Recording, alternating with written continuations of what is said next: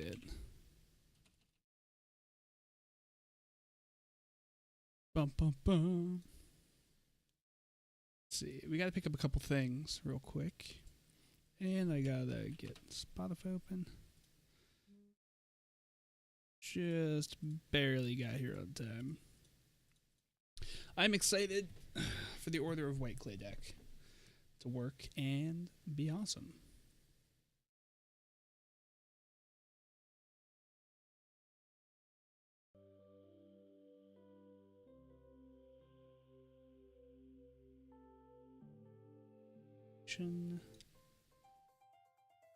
Okay.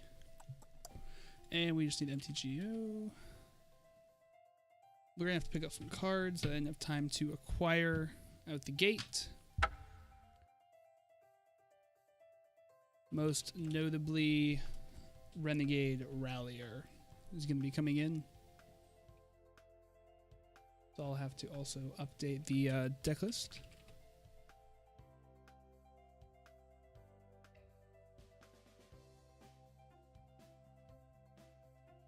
Let's do this here. All right, let's see. We wanted to take out Order of Whiteclay. We wanted to take out Revelark. And we wanted to take out Pride Mage from the main board.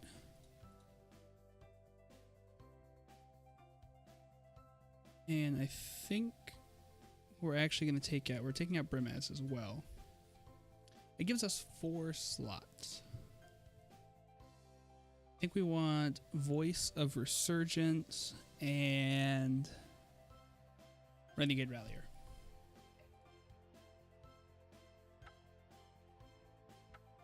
Let's see if I can find an open GoatBot. I could use their website, and then that tells you which GoatBot is open, but that makes sense, so.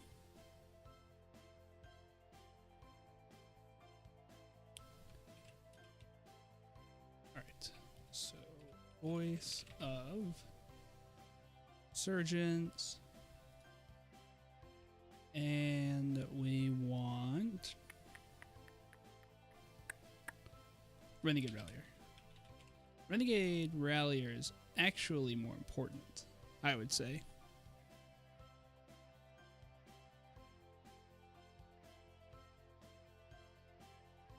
You get more value out of CMC3, which is why. So I think we can cut a Witness down to 1, since we're bringing in more recursion. Renegade Rallier, it's going to be a 4 off, and Voice will be a 3 off, I guess.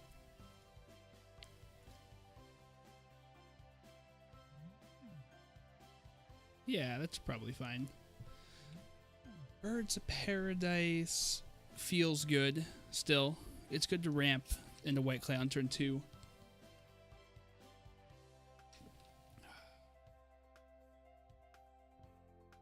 There was something else. Well, we were concerned about or not about Wrath effects, but about not having enough. I think we're fine for the time being. So let me update the deck list real quick. MTG Goldfish.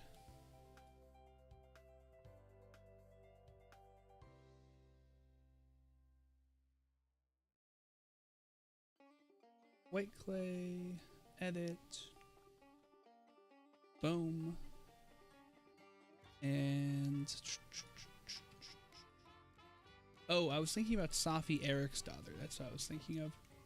Probably not necessary. It would be cute, but I think it's a little overboard.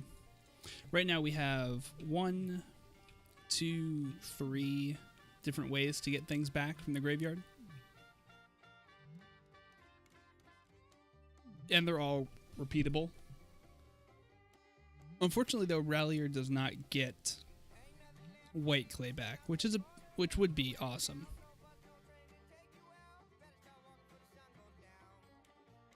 I think we're in the fine spot. Now, we're relying on beatdowns, and we don't I guess Copter's a fine beatdown strategy.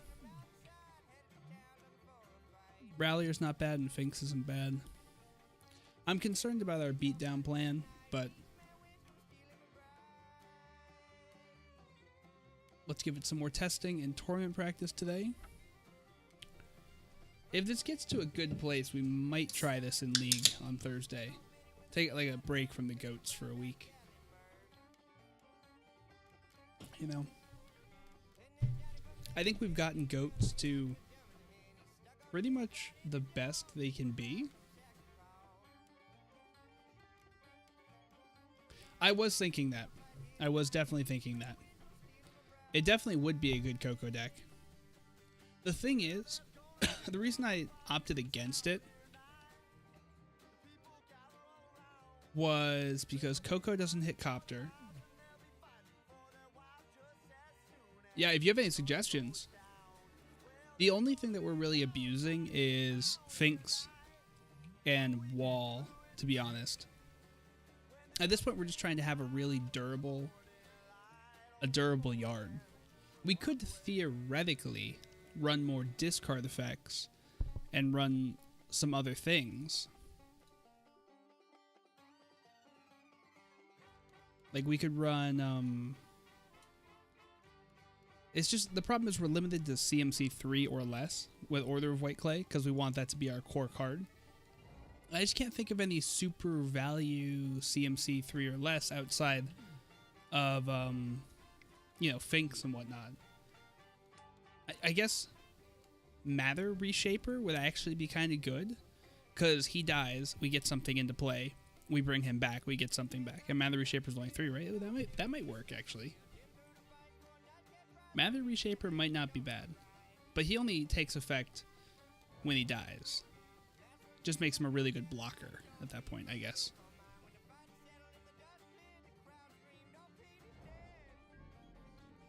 I should probably add Ghost Quarters or Tech Edge, for sure.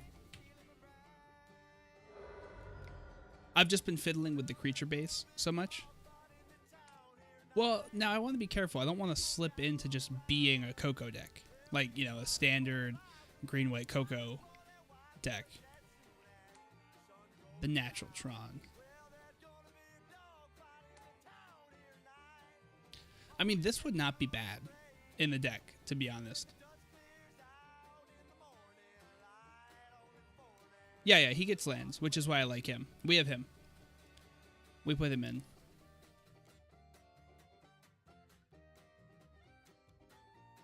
Yeah, Mather Reshaper might not be a bad one here.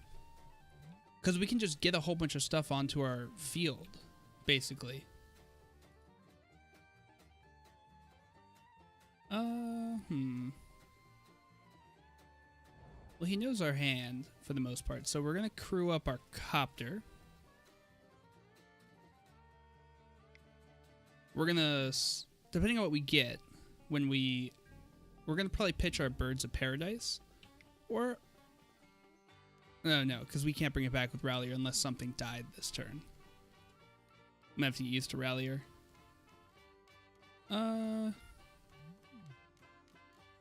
We'll throw a Forest away.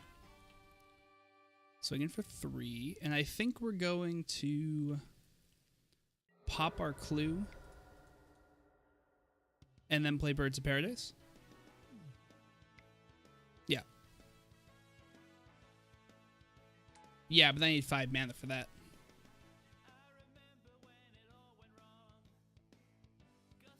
I only have 4 fetch lands. Maybe I should get a couple more now that we're running Rallier.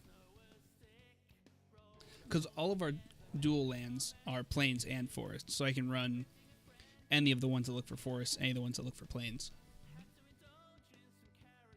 Well, I'm going to drop in a Wall of Omens. We need to get to our Order of Whiteclay. Ugh, that sucks. Oh, we are taking... Oh my god, that's 12 damage? Holy shit. Jeez. Ooh. We got a path. That's something. Well, let's see what we get. We're going to copter in. What do we get here? A land. We'll throw away an encampment. Yeah, path is something. It's not the best something, but it is something.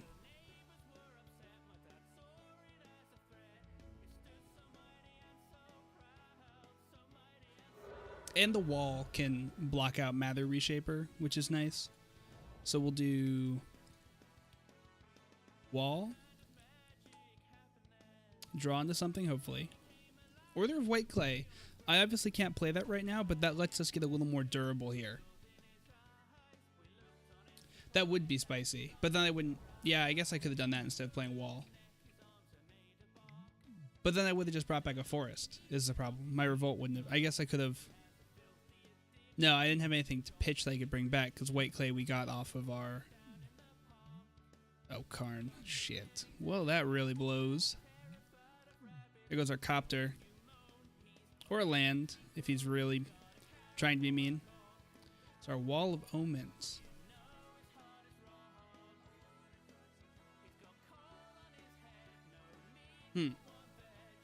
Interesting. I guess he's just going for the kill right now, which makes sense. And the worst part is we can't even really stonewall him. We're going to throw away our encampment here. We're going to block with our birds. We have no good way to trigger revolt, though.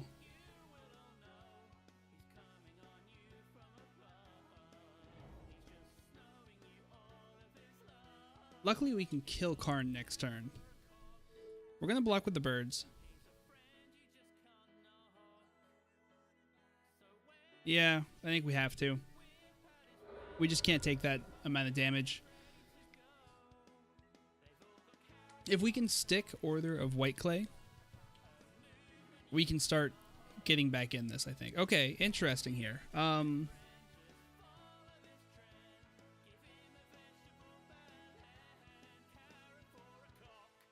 2, 3. We only have 5 mana, so we have to pick between Whiteclay and Rallier. We could crack the Heath, grab a land, bring our birds back in for another block. Well, we're going to do this. We are gonna loot with our copter. And the reason why is that we can pitch almost anything in our deck and bring it back with Rallier. Another Whiteclay. We'll pitch that. So that was probably the worst find I could think of here.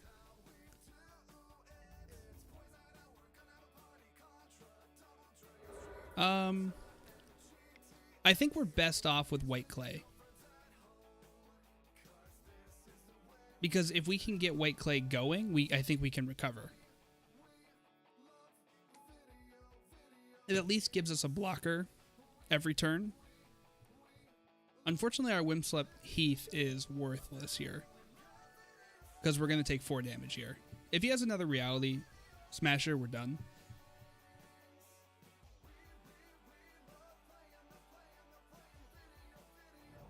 He made a big gamble with that exile on my...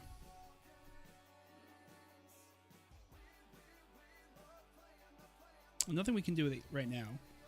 We have the copter, so it's not that big a deal. You got an Ugin? Another Karn. Are you kidding me? Well, that's game. They can't not be game. I don't know why he bothered to destroy our land in the first place. Wow. Alright, what do we have for this matchup? Pretty much nothing. Oh no, Gaddock Teague. That's something. Why did these go to tiny again? These are supposed to stay big. Stunning Silence is pretty good. We can take out an Inspector Gadget, a Wall, and a Witness because he exiles everything. Rule of Law, not so much. A Wrath for when he goes super big here. Take out 1 Rallier. We had a little bit of trouble activating him there. Leyline could be good, but we don't want to hamper our actual combat plan. If he didn't hit a second Karn right there, I think we were actually in a pretty okay spot. But, like, 2 Karns, what the fuck are you going to do about 2 Karns, you know?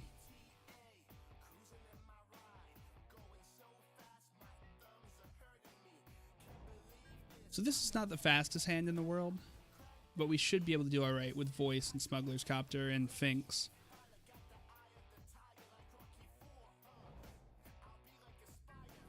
I mean, he's not going to be casting stuff during our turn.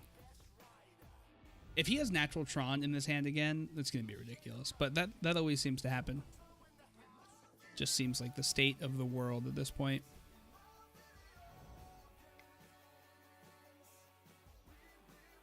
Smuggler's Copter, so we can get going. Although, we don't really have to loot with it to be doing effective damage. We're going to drop in Voice next. I like him as a blocker.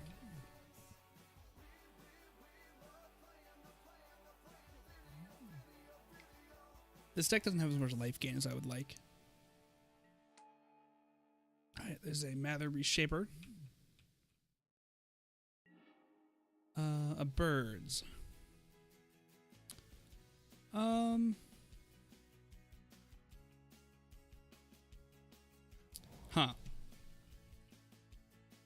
I don't think I'm going to play the Birds. I was thinking about it. But I think we're getting dangerously close to the... You know, we're... he's going to pull the Wrath out of our hands. So yeah, we'll play it right now. We're just going to grab a Forest here. Can't. I guess we could have grabbed a Duel. And we'll tap out our...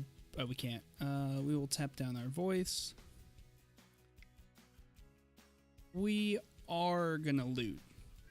I think he's going to Thought Not Seer us next turn. I mean, 14 hours days are always a killer, man. Only so much you can do about that. We pitched our Voice because it's easier for us to recur, since more of our recursion hits 2 drops than 3 drops.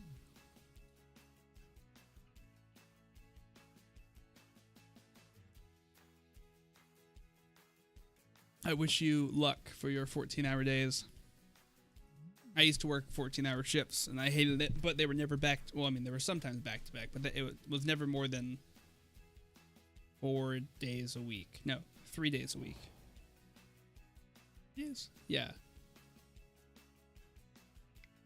Thought not see ya. Oh, nope, Mind's down. Into another Mather Reshaper. I'm strongly considering Mather Reshaper. Because this would always go into play, no matter what. Only a month and a half. A month and a half is a long time, my friend.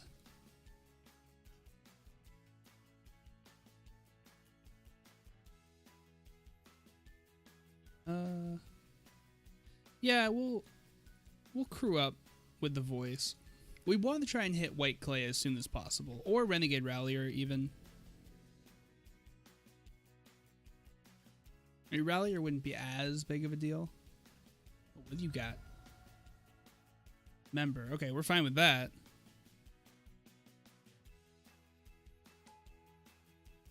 I think we trade up there. It does suck to lose the Copter, but getting the Elemental is a nice little bonus. We have a pretty good board state. And Ugin would be a problem, obviously, but we would bounce. No, it's Exile. It's not Destroy. Fuck. I hate Ugin so much. And Ugin would be so backbreaking. Oh, he has it. He was 1 turn off of it. I wonder if he opted to drop the Temple to play Reshaper on 2. He couldn't have. He must have top decked the mine. I can't imagine why you would ever not hit Tron. Batterskull. Interesting. Well, we have Path for that, although it's only for the Germ.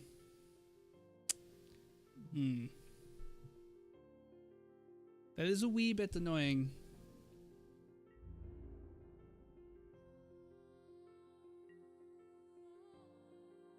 Hmm. Oh, we have a witness, which means we could double path.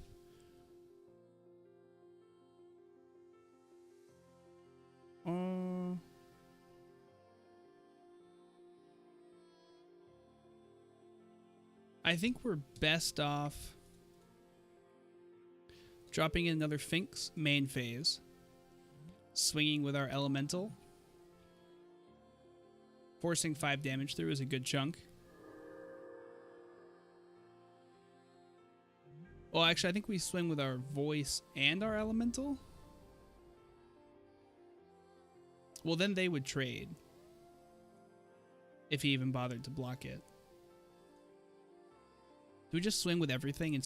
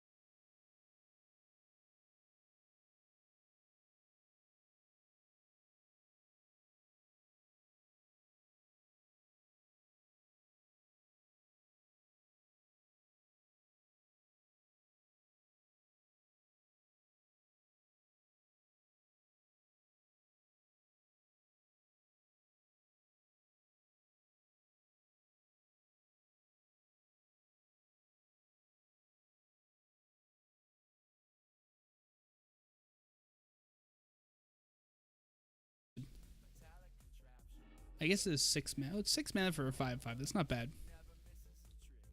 We'll grab a basic plains.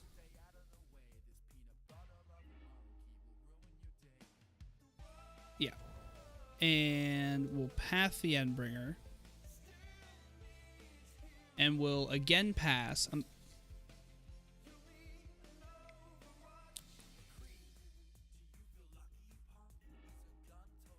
Okay, he tech edged our land. That's fine. We still have the colors we need to play everything except for Witness. He's in such a good position.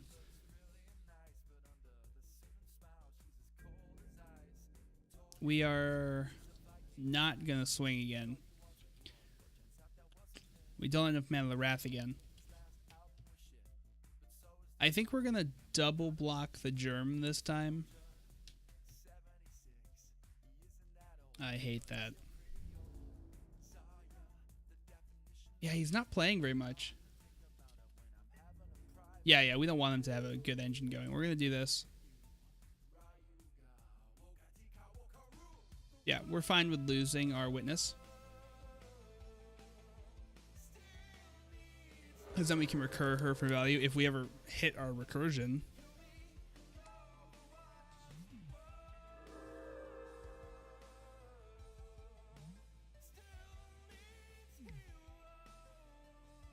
What's he got? Does he have... Okay. Yeah, it's just bring that Batherskull back.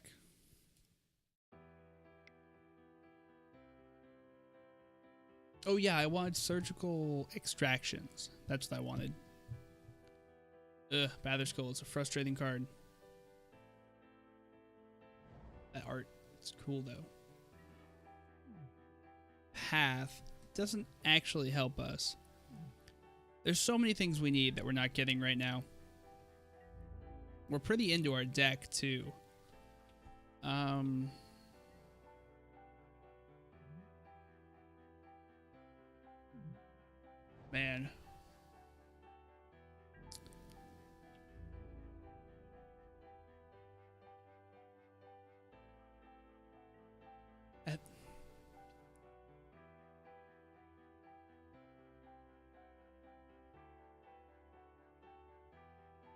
Isn't Jermoka's command...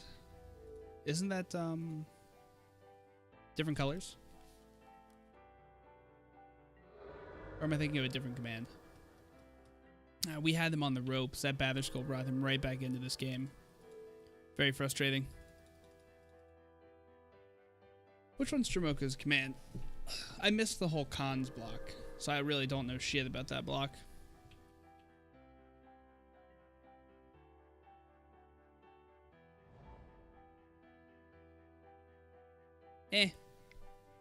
Oh, that reminds me though. I wanted Gavney Township. That's what I should be running instead. At least as a 2-off. There it is.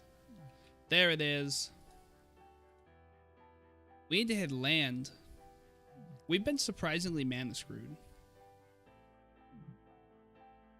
I guess the tech edge didn't help.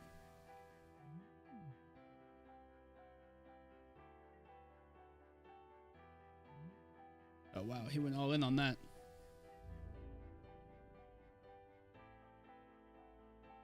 I hope we hit land. If we don't hit land, we're so dead.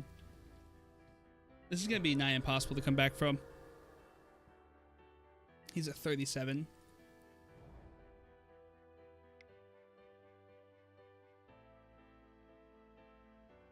He's going to Mather Reshaper into a Mather Reshaper. I can feel it in my bones.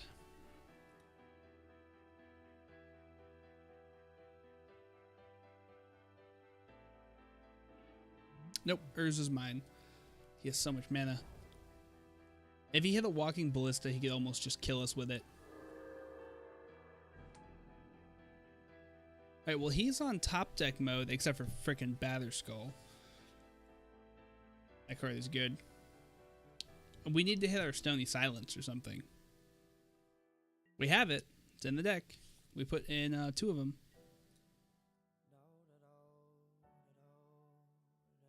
What else could work here? Any of our recursion engines would get us back in the action, I would say. We can only block for so long before he hits Ugin. Oh, did he hit it? He hit it. No, he hit the Karn. That's not as bad, but that's still really bad.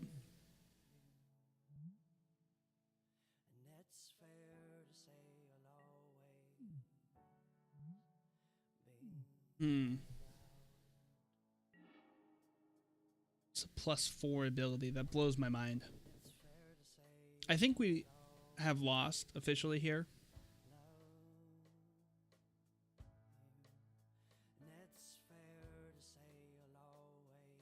We can't do anything against Karn.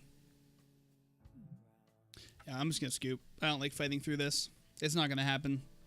We don't have the damage output to get through that. We needed our Teague. That would have been good. I almost want a main board Teague just to be super, super spicy. Still wouldn't have done it. It would have just let us hit him for 2. And then he would have +4'd, exile the card from our hand, which he wouldn't have hit anything, but he would have been gaining over the damage we would be dealing. And the path would have only been a temporary solution.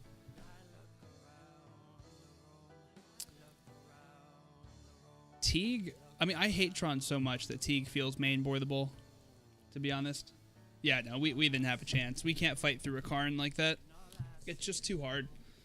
Gavney Township instead of Sunpale Grove. Go try and get some. Oh, I want Surgical Extraction as well.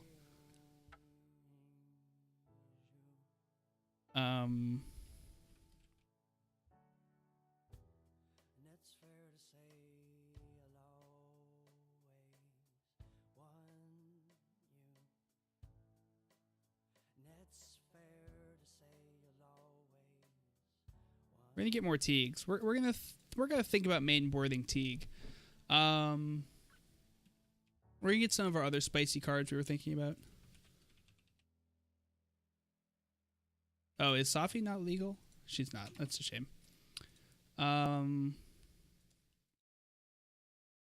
Is it 1F? 2Fs? Oh no, she is. She's spicy. She's not good, but we're gonna spice her in. No, Copter's integral to the deck. Copter's actually one of the most important cards. We just haven't gotten Order of White. We haven't drawn Order of Whiteclay except for that one match.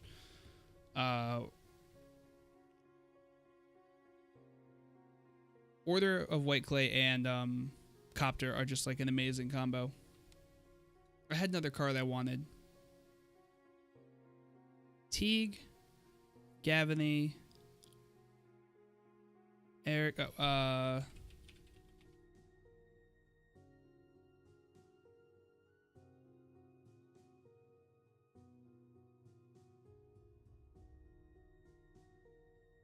Yeah, it's really good. It's really important. It lets us tap him whenever we want, which is the most important part, and it's just a good synergy and a good curve. I'm thinking... Well, let me do Gavany first. Gavany is a definite. Pride Mage is good. Teague is main boardable, and he's main boardable over... This is almost like too much recursion.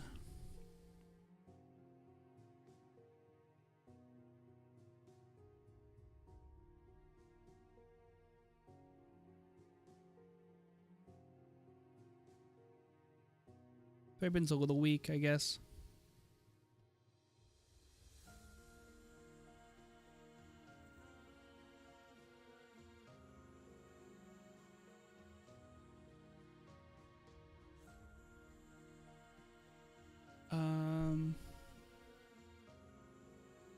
Yeah, Teague hits nothing in our deck. Witness might be a fine 2-off, actually. Bring this here. And then we can put another surgical in. Because we need targeted graveyard removal since we don't want to hit it. You think it's too much? The thing about Rallier is it lets us bring back our Copters. It is a little hard for us to trigger. So maybe we take that out. We drop back up Witness. The 3. We bring Thraben back up. He's just a fine target. Or she affects nothing except for Copter. She hits our sideboard.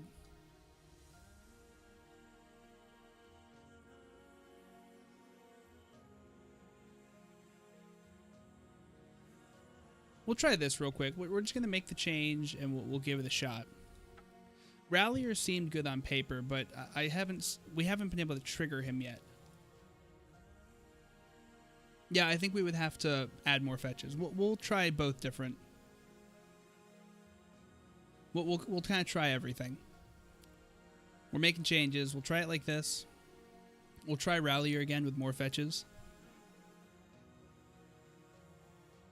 I like this. I wish we had a 1-drop. Turn on Copter.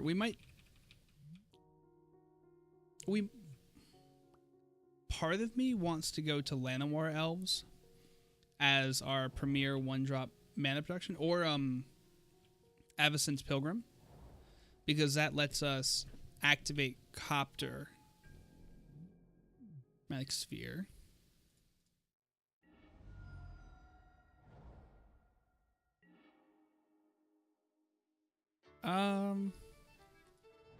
I think we're gonna drop Tegan out the gate, just in case he does some weird shenanigans with his lands. This should help a lot. I'm hoping. All right, it's Uvenwald. Uvenwald. Oh no.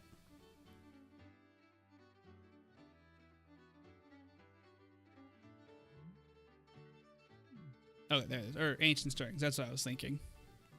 Traverse Evenwald's a different card. Ancient Stirrings is the one. He's got Tower. Oh, he's got Tron. Okay, thank God we have Teague out.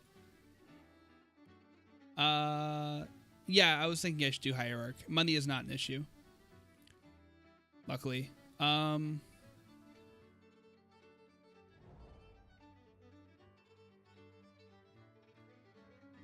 don't think Chord is that useful. If we were going to run something like Chord, I think we would get infinitely more value out of Coco. Hell, we could even get more value out of Genesis Wave, I would say. So the question here is Copter or something. I think we do Copter. Because Copter gives anything we play from here on out a pseudo form of haste.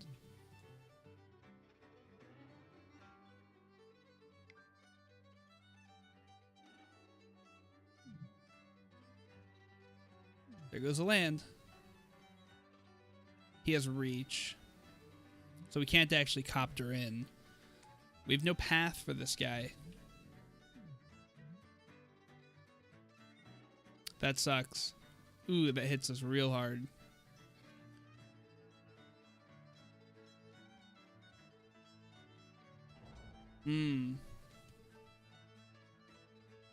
I guess we pop down our Finks. We'll just kind of get our block going. He doesn't have trample, so we can block him at least.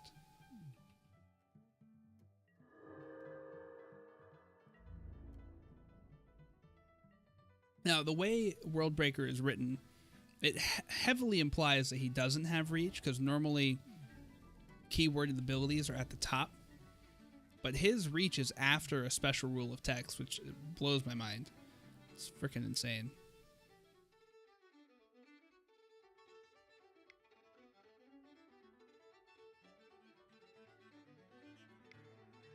Pop in our Thraben.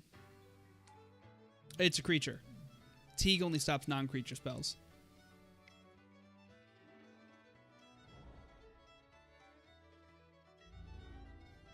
No, Teague just stops Ugins, Chandras, Planeswalkers, basically. It shuts down enchantment decks. Oh, God. He's just targeting all of our lands. I guess there's worse things that could happen. Lurin was my favorite block. Don't know how well we can get through an Ulamog.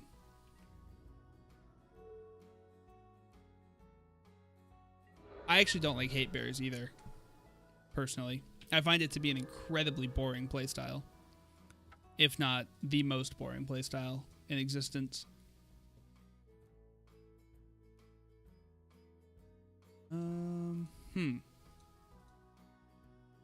I guess it's just Stonies here.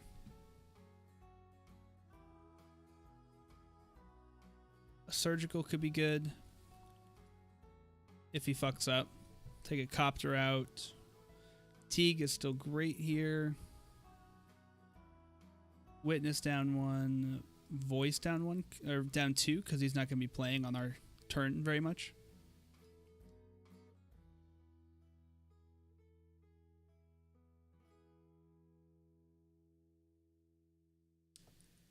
I am Lorwyn embodied. Lorwyn was my favorite block by far. I think it's one of the best blocks, if not, in my opinion, the best block ever.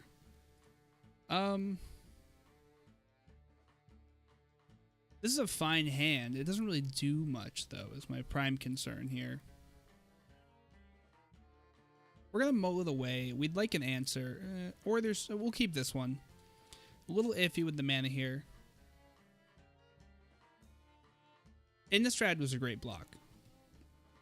That was really fun to play. I will definitely not be denying that.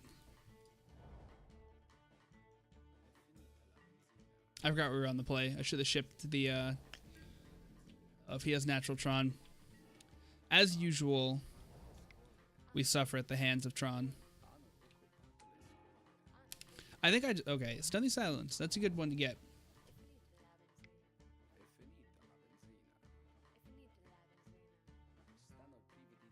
I didn't play in return. Oh, wait, did I?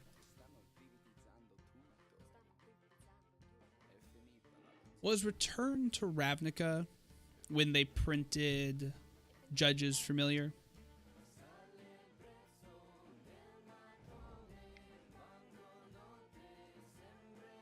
It was Return to Rav, right? Pack Rat. Okay. Yes, that was a fun block. I did not draft very much during that time, though, unfortunately.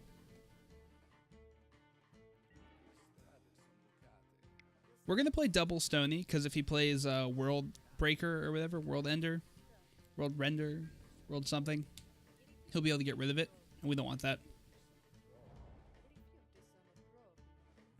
I know we're losing a bit of time. We should be playing things like our Finks, our Voice. So let's not be dumb here. I feel like I have too much green mana now. We can't use our Thraben, but we get him out there. 5-turn clock. Assuming he plays nothing. Ancient Stirrings. Into an Urza's Tower. So he's pretty far off of Tron, which is lucky. Mather Reshaper coming in. Nope, O-Stone. Drop you in untapped. We'll swing in with everything we can.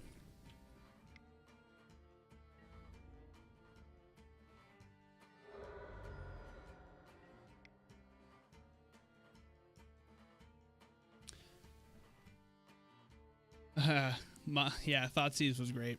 I used to think, before I quit Magic and then came back, I thought Thoughtseize was a bad card. I never thought it was worth it. But obviously, after coming back to Magic, I changed my mind on that pretty quick. No All Is Dust. Wormcoil Engine. We can deal with a Wormcoil Engine.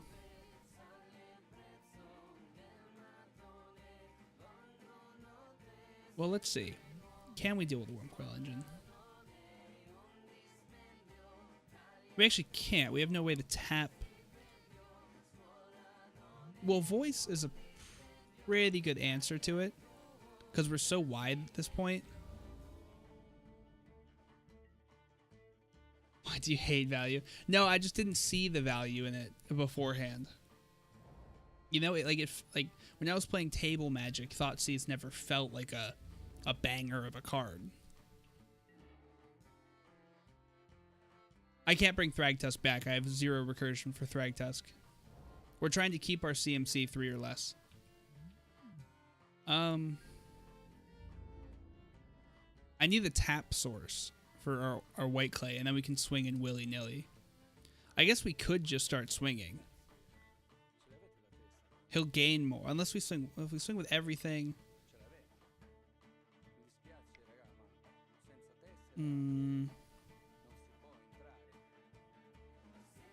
Oh, we're so dead. If only we had our Teague. Where was our Teague when we needed him?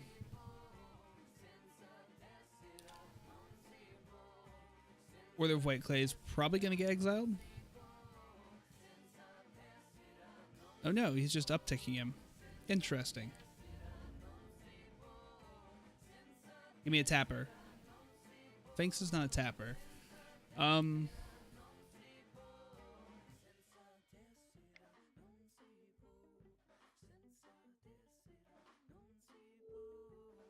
Well, I guess we just go for Karn with everything.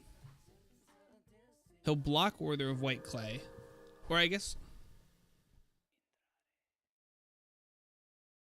Well, if we swing with everything, no matter what he kills, we'll kind of maybe find value in it dying. But if he blocks, we'll do 2, 3, 4. We'll just barely break even. But if we swing with everything and he blocks Whiteclay to get rid of it, we do 3, 4, 5, 6, 7 damage to it. That's not bad, but then we lose Whiteclay. But then we swing back in with more force next. I think we just go all out at Karn. I think we have to. He's going to block Whiteclay, and there's nothing we can do about that. Or maybe he won't. I mean, he didn't exile it. He might not see the value in it. A lot of people underestimate it. We can't pop clues. We have Stony Silence out. Yeah, he does see the value in it. A lot of players don't see the value in that card, so... Now, unless he drops another creature, we should be able to kill Karn. 3, 10. Yeah, we should kill Karn unless he drops another creature, which doesn't look like he's going to do. Honestly, he might as well just come in at this point. Nope, nope. Yeah, we got 2 of them. We just got the tap card. Oh, man. That's like adding insult to injury here. What a bummer. Silences. We have multiple Stony Silence. Well, we got through the Karn. Unless something weird happens right now. Oh, something weird might be happening.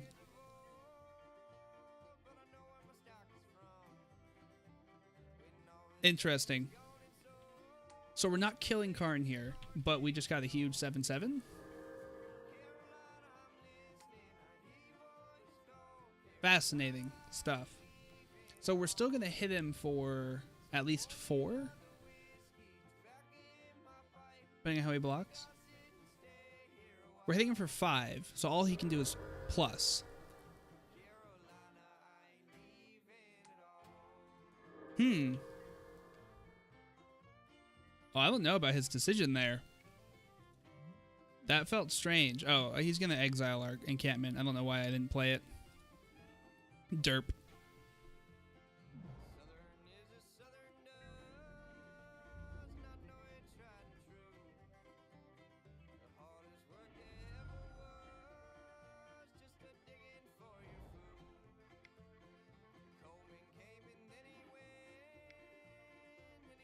Oh, 2 8/8s, yeah.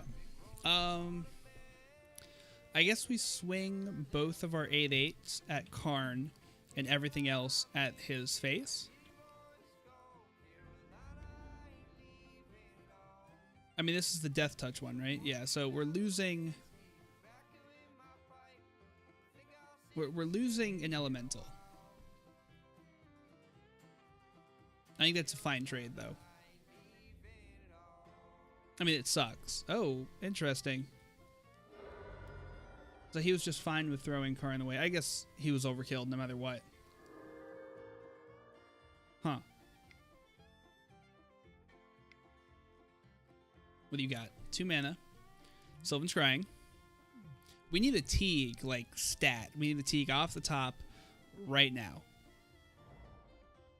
Where's his power plant? He's got Supertron going.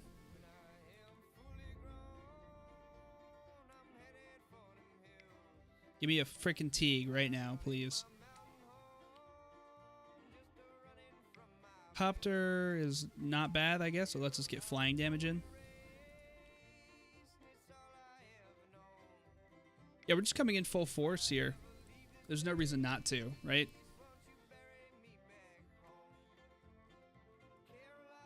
He can keep picking off our guys if he wants, but he's going to be taking too much elemental damage.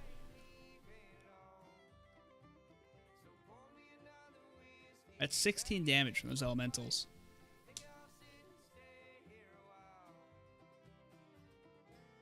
I need to look for colorless 3 mana drops that we can recur.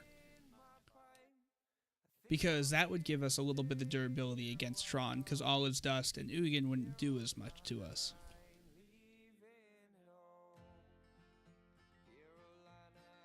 Okay, there goes one of our elementals. He's down to 11. What do you got? You got Null's Dust? Oh, we got there.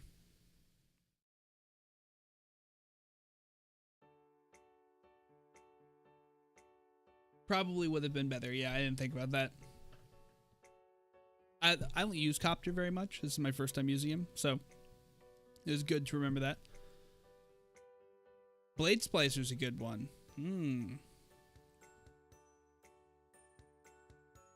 That's a good one.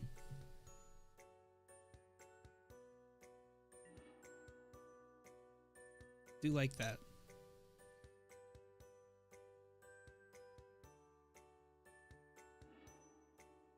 Yeah, we thought about Wisp. I took it out just because it was feeling too much like all the decks I play. I know that's a dumb reason to take a card out of a deck, but...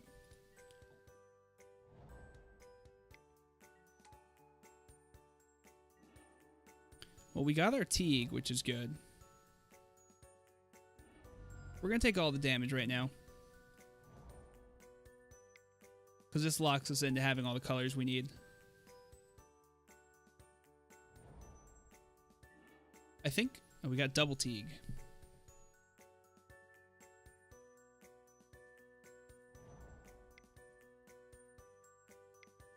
I think we get Whiteclay in, just to have him ready to go. Well, he can't Tron up next turn, so I'm not too concerned about him dropping in something huge.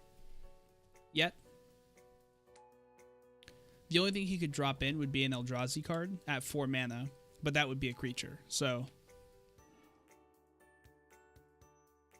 I didn't see much of a point in dropping Teague in yet. I'm going to drop Teague in now, though. Teague definitely matters now.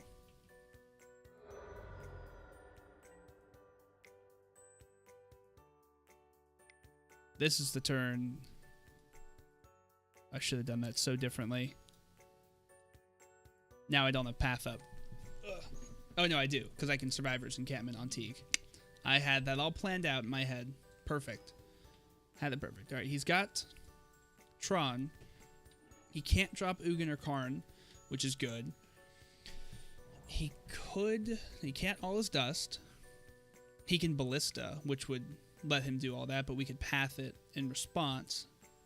Chromatic Sphere, okay. If we hit a land off the top, we can start townshipping for value. Yeah, that would be really good, actually. That would be better than overplaying our board, I think. Well, it wouldn't net more damage than playing Finks. Finks might be the right play. Finks nets the most damage, I believe. All part of the plan. If you watch my streams, you know a lot of things are all part of the plan. Sometimes things work out, even when you fuck up. You know, you build a deck to do a thing, and it does that with or without your good piloting skills.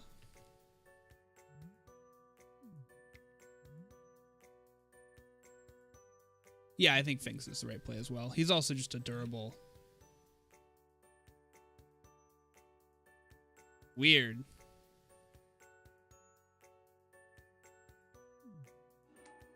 That was out of fucking nowhere.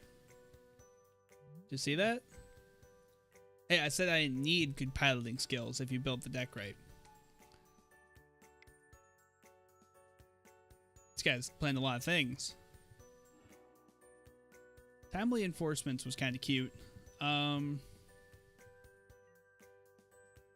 O-Stone, that's a problem.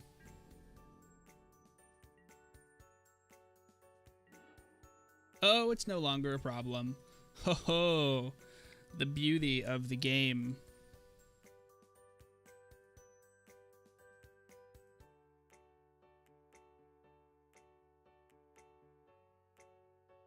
Stormcap 4. I wish. Yeah, he played a lot of stuff. We're gonna swing with Whiteclay. What else? Yeah, there's nothing else to swing with. He can't kill Whiteclay. He could kill Teague, which we obviously don't want. I guess we could just replay him, but...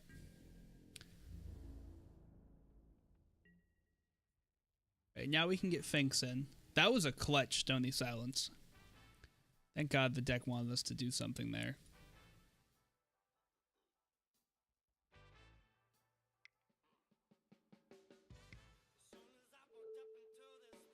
Finks. Alright, now we can start swinging in. Next turn, like proper. And since we have a replacement Teague, I'm actually strongly considering swinging in with Teague, so he dogpiles him. And hell, we could just bring him back with Order of Whiteclay. He's gonna cast Aetherfix Weapon War and destroy me. Oh man, that would be hilarious. I wouldn't even be mad. You really can't be mad if someone does that.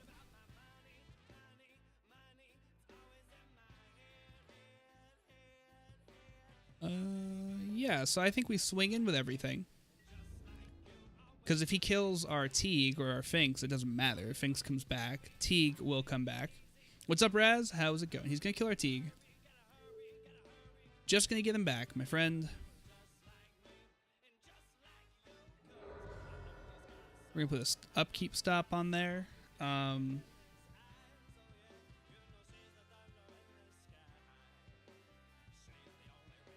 Oh, let's see. We have 4 mana. But not really. Well, no, we do. I think we just play Teague again.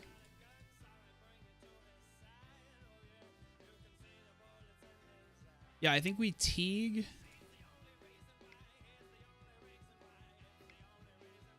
Into Wall of Omens. Right, into a Finks.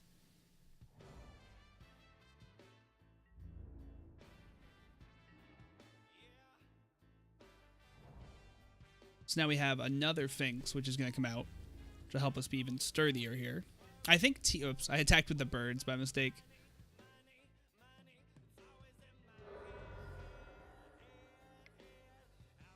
Classic me.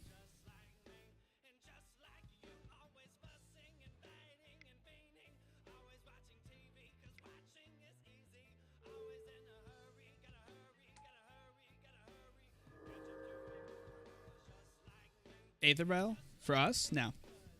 I mean, it would work, but...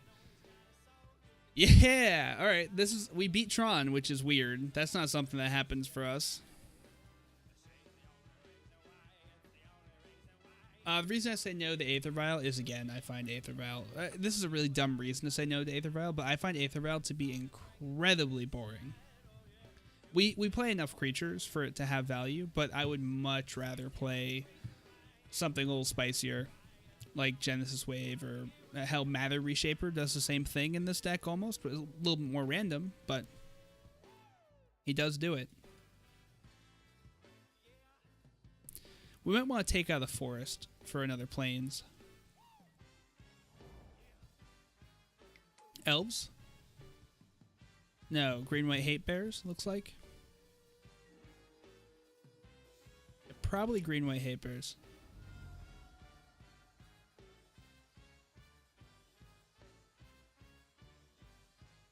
Now, Dryad Militant is something I was considering. It's a pretty solid card. A 2/1 for 1 is no joke. It could be mono green Stompy.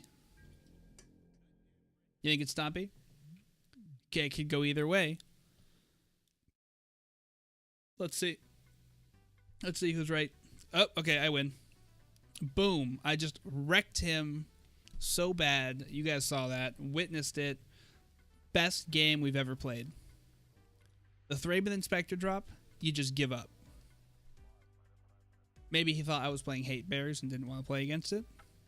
That happens every now and then with our GOAT deck, because our GOAT deck really screams death and taxes sometimes. Or like really strong, you know, flicker deck.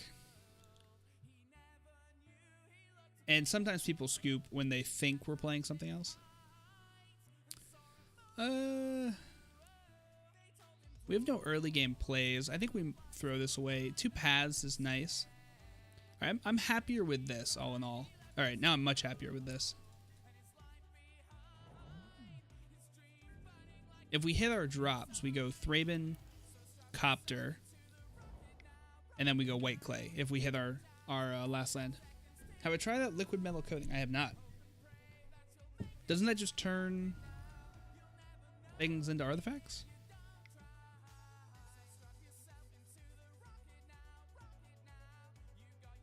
Oh, you mean for goats? Or for this? I'm trying to remember what liquid metal coating does.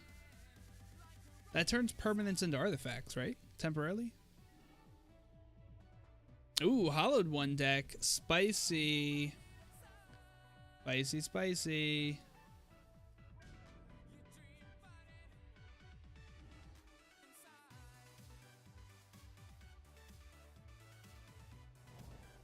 I like it. I've been waiting to see a hollowed one deck for a long time. I knew they were coming.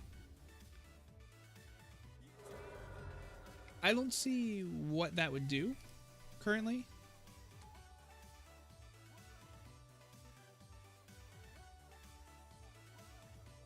We do have a couple. Well, we don't have that many humans in this deck.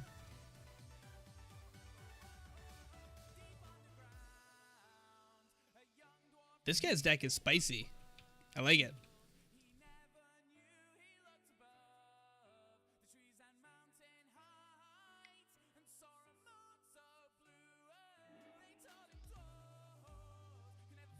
Unless Saffron Olive made this deck, which is usually the case.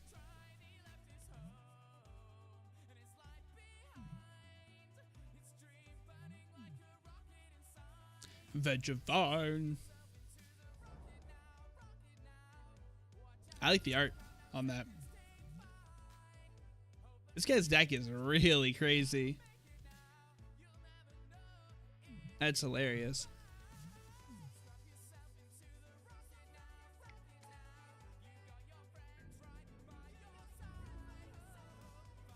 Huh.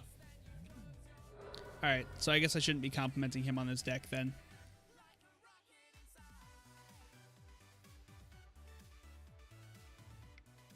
So we're going to hopefully hit land here. If not, we'll pop our clue. We really want to hit this land drop.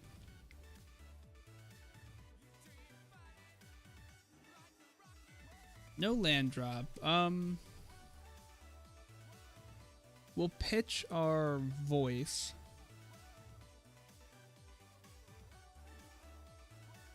We'll drop in our wall.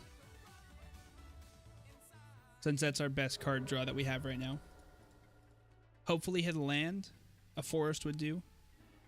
No, another wall. I guess we're drawing into more stuff, which isn't bad. Red-green Vegevine.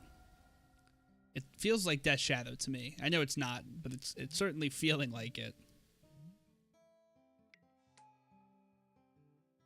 Whenever you cast a spell, if it's a second creature spell you cast this turn, you may return Vegevine from your graveyard to the battlefield.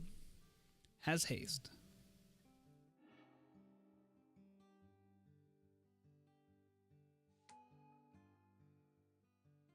Huh. Interesting. It's definitely spicy. I'm going to end up pathing that next turn, most likely. Block a Swift Spear. Hope we don't get bolted.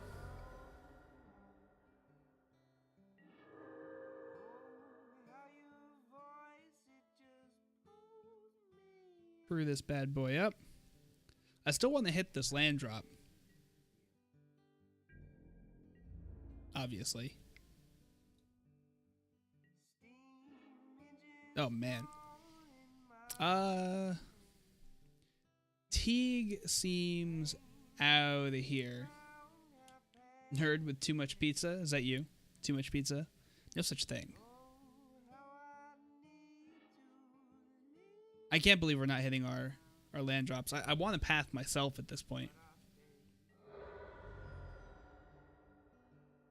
I want to risk it and drop our wall and hope we hit the mana we need, but I'm not going to. We're going to path on his turn on his Vegevine. You're vegan? Vegan is a hard diet if you weren't vegan out the gate. So I commend you for being able to do that.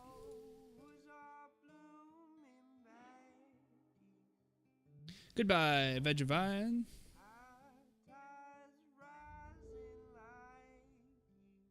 Well, there's vegan pizza. I had one that was like actually pretty good. They're not like it's hard to find the really good ones. I like the apes. Hooting mandrills. Oh man, we really want Gaddock Teague apparently. Come on, deck, get us there. Well, no pizza is a good way to lose weight. No pizza, no beer.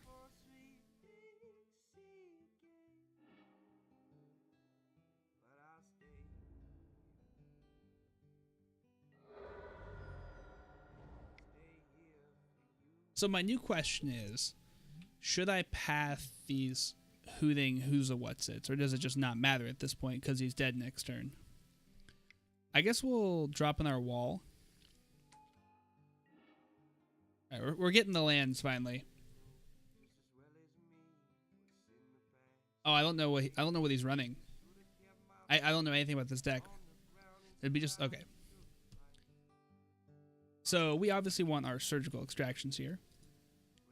And I think that's all we want from what I can tell. Looks like he's not playing much on our turn, so we'll take out some voices. We'll take out a witness. Uh-oh. Clean that shit up, man. Nerd with too much pizza. Clean that shit up. I don't know how I feel about Wrath in this matchup. I mean, I don't know the deck, so I'm just going off what I saw, but yeah, it doesn't feel like Wrath against a deck that's trying to get everything back from the yard is going to be too effective. We'll keep this. We're on the draw, and we have a Birds, and we have a Surgical, which is great. So if he pitches a Vegevine, we just, bam, your deck's shut down, bitch. Oh, pitch a Vegevine right now. Pitch it. Do it. He did. Oh, man. Do you think he's going to Rage Scoop?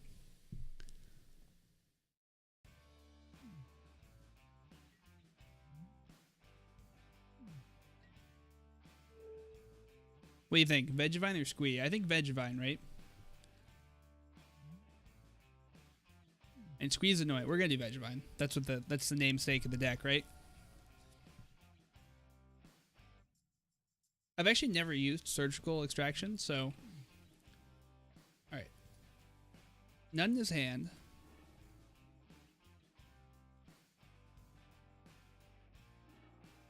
Okay. I remember that I had to hit the graveyard one. Neonate, Stomping Ground, Street Wraith, and 2 of the Delve Monkeys. Well, that should be a great freaking hit against him.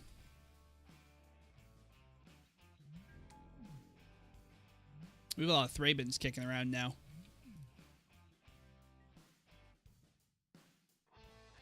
Oh, man. Take out his namesake card, right? It's a shame he didn't have any in his hand. That would have been awesome. He can almost delve those monkeys in. He had no lands. Oh, he's going to get there. Faithless Looting. People shit on that card when it came out. That's a good card. It's card disadvantage, but when you want shit in your graveyard, there's nothing better.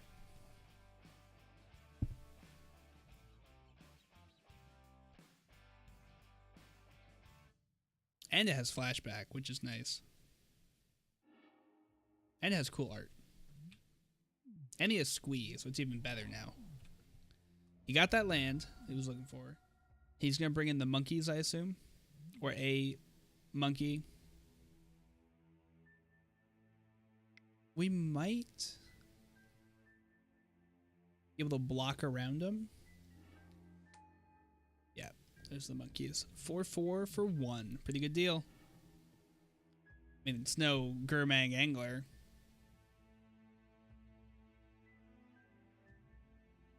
For Squee. Yeah, let's bring this in untapped. We're going to just drop 2 Thrabins in. Or maybe we just go 1 at a time here.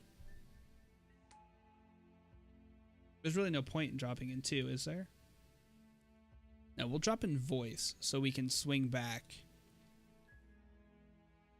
Oh, Faithless Living. I haven't seen the promo for it. I should look that up. I like promos a lot. I collect promos, actually. Everyone, like, people don't like promos, but I love them. And now with promos going out of fashion, I think that they're going to become a little more worthwhile. Also, I love the idea of promo tokens. Promo GOAT token, better. Well, okay, now I have to go, like, top 8 a couple GPs so that they make the dual-faced promo GOAT Angel token. I need them to make that. Well, they're not making any more promo cards, so probably not going to get that. Squee is good in this deck. Maybe I should have hit Squee with whatchamajigger. Yo, our Thrabins don't care. We have an army of Thrabins.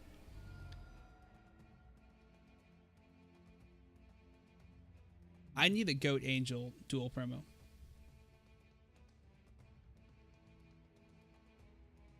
Yeah. Oh yeah, I got the Pouncer. Did you? I assume you guys went to games day. We have a Finks. Finks is a good card. I assume he's going to block and then sack. Do we play Finks now? I think we play Finks. Or we could draw a card and drop a Thraben. Both pretty good. We know he has another monkey in his hand. That's a shame. What would you have brought? Like, what standard deck do you run? I was thinking about maybe starting to play standard online because I have my black-white tokens deck online, or most of it. So I could play my games day deck here. Thinking about it. Let me see what my guild in Albion is up to.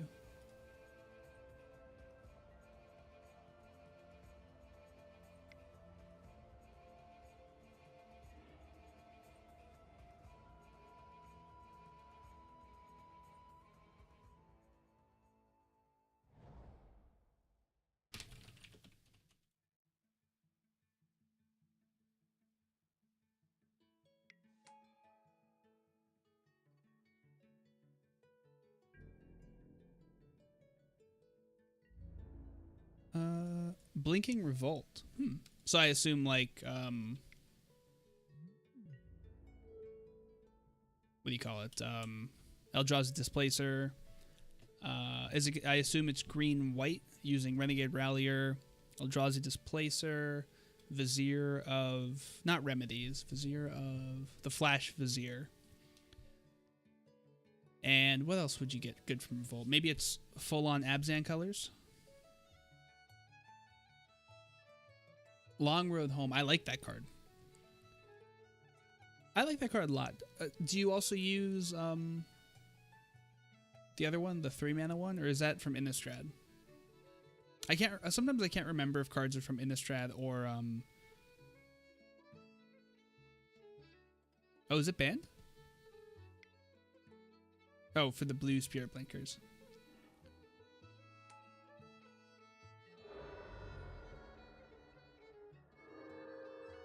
Alright, we got a nice big elemental, which is good. We wanted him to do that. Bant coloring is just fun. I love Bant colors. Okay, so we're gonna do Thraben. And we're gonna do Raven. And I'm seriously thinking here about... Yeah, I'm going to swing with everything. We're fine with taking 4 here. Well, he'll block our elemental. Might as well make him do it now, right? I see. Bant colors. I wish I had a Bant deck. I like Bant coloring, but I feel like the only Bant you can play is Spirits or Nightfall currently, or I guess Eldrazi, and I don't want to play any of those archetypes. Maybe Bant. No. Just Bant value could be a thing. But he's just eating it? Wow. Why? Weird. Mud Boy, thank you for a lot of bits. 50 bits. Wow. Really? 50? I'm not going to bother counting it, but it didn't look like 50 on the 1, 2, 3, 4. I'm not going to count it. 50 bits. Thank you. Thank you. Thank you. Thank you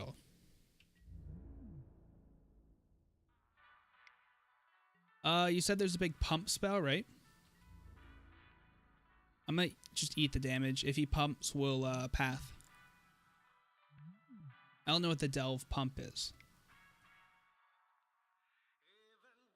Just splash blue here for splashing reasons. There's got to be some good blue cards, right? Oh, on the Neonate. Interesting. Become immense.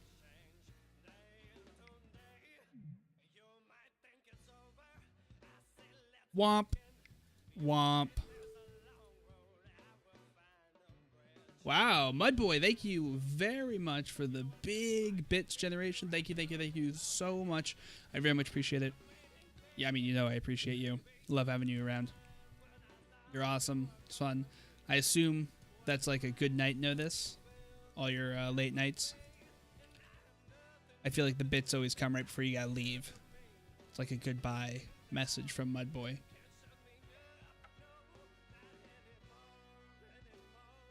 Mudboy wanted that top bit donation slot back at the top of the chat. That's what it was, right? Oh, I need to put that sign up. The top donator sign. That has your name on it. I knew it. I knew it. It's his lullaby. Mudboy's been watching the stream since like day 1, so... my schedule is like 2 hours off from him. If I could start streaming like an hour earlier, then our schedules would be much better synced. Someday I'll be able to stream an hour earlier, Mudboy. See you, Mudboy. Have a good one. I am planning on streaming. Ashley's going to be gone, so I'm going to stream a bit longer on Saturday.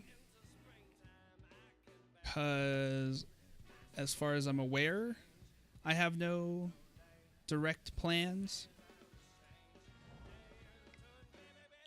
So, and there's no magic things going on. Gotta wait for that daylight savings. I don't think that's how that works, because I think I get affected by daylight savings at the same time that he does.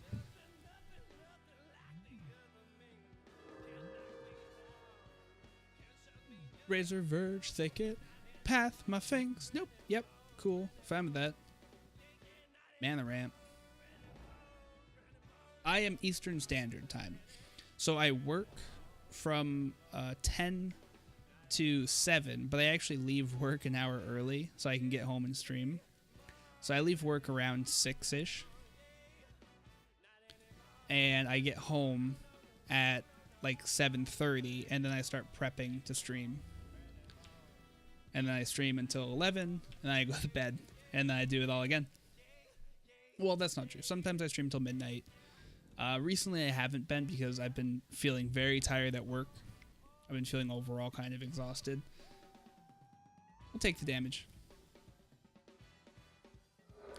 So I've been trying to do the cutoff at 11. I think that hampers my stream growth a lot, though, because a lot of people start rolling in around 10. But I was just so exhausted.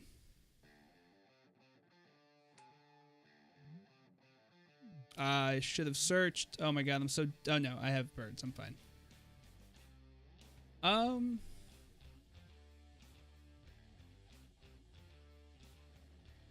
Well, we can't drop Path right now. So we'll do it later.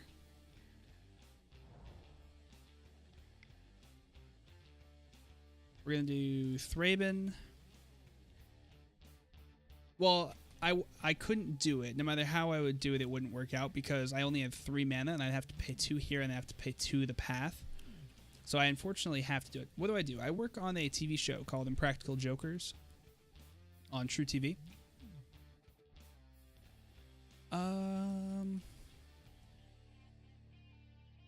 I think we path him now. Where do we hit Thalia? No, the Arbiter's going to really fuck up our mana. We're going to get rid of this now. Get it out of here. Right now.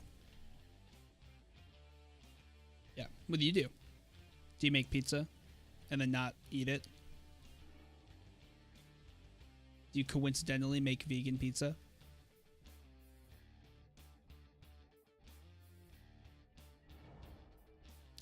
All right, we're going to swing in with Teague. And then we're going to... Ooh, an oceanographer. That is super cool.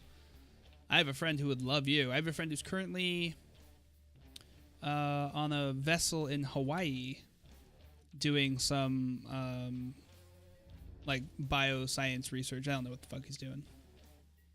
Wow, mapping. That is cool, man.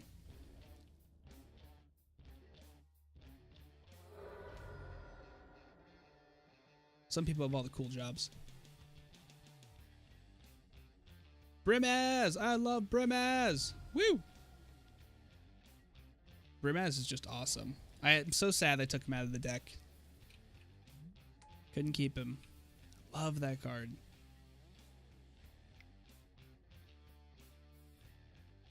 Give me something good. Order of Whiteclay. That's something good.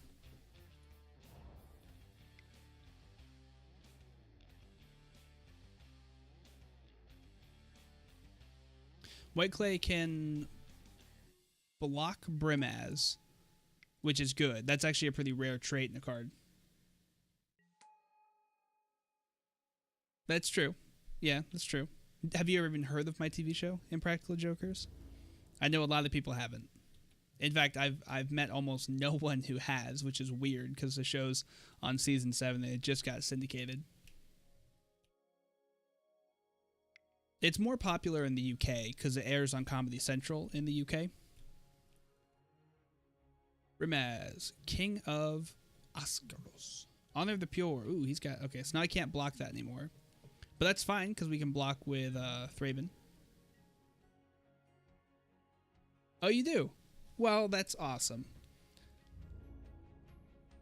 I worked on season 5. I was actually... My hair was supposed to be in a bit, and that didn't make it, unfortunately.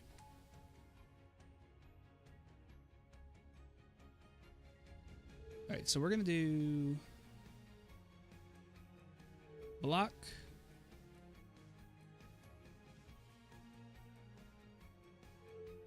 Block.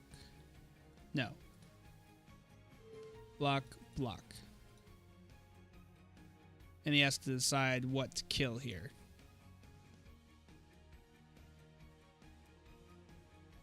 Probably Teague, I would assume.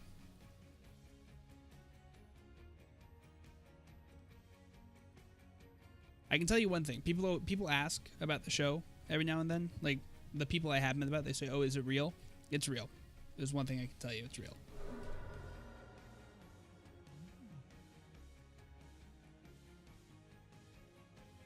You didn't get in.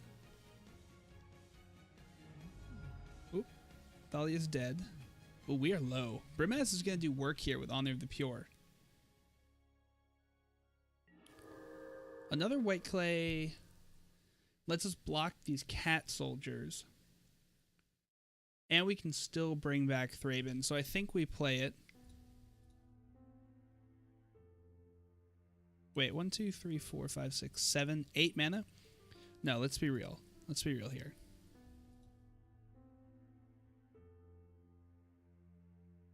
We're the block kings right now, actually. Oh. Oh, yeah, yeah, yeah. So I cut my hair. I was in the middle of that story, wasn't I? I cut my hair, right? And I donated my ponytail to the show. And it was for a pawn shop episode where they were selling stuff at the pawn shop. And Q had to sell this guy, or tried to sell this guy magic beans. He actually tried to sell the guy magic beans and wizard hair, and it was my hair. It was pretty great. It's a shame we didn't make it. Well,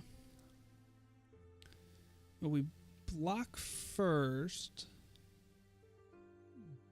Block. Take 4. Or do we recur now once? I think we bring back our Thraben now.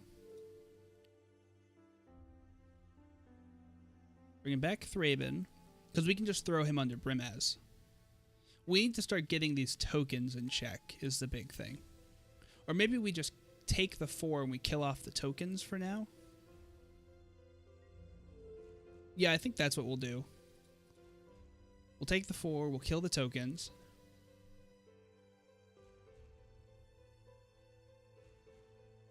And we'll recur Thraben again. Or we'll bring Teague back, just in case.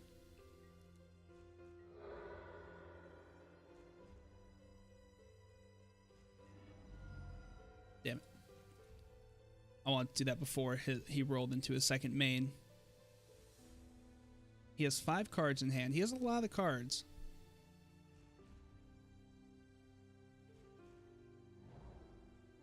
See, he can't really get through anymore, which is nice.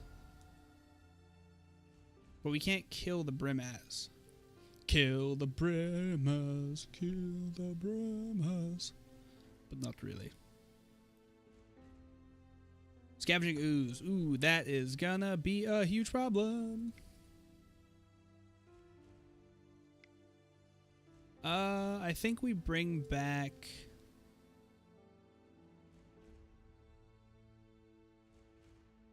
Gaddock Teague, because we don't know what exactly he's running with here. And we hope we can get to a path. That sucks. That really screws with our plans. Yeah. I wasn't expecting an Ooze. Why is he running on there? Ooh. Well, that doesn't screw with our plans. That really helps us here. If we pop a clue, we can Gavity. So we're going to clue. We hit a wall.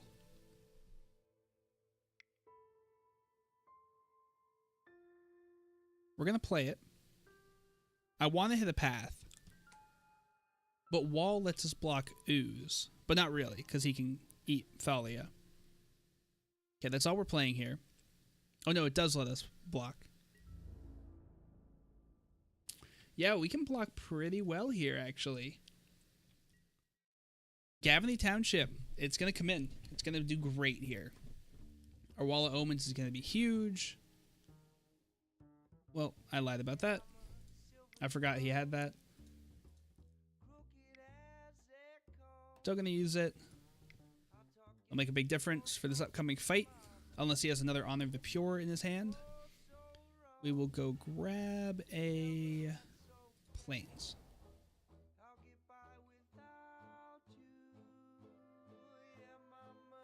I hit a wall, but I want to hit a path. Path would be so good. We need a path because Ooze is going to really screw us.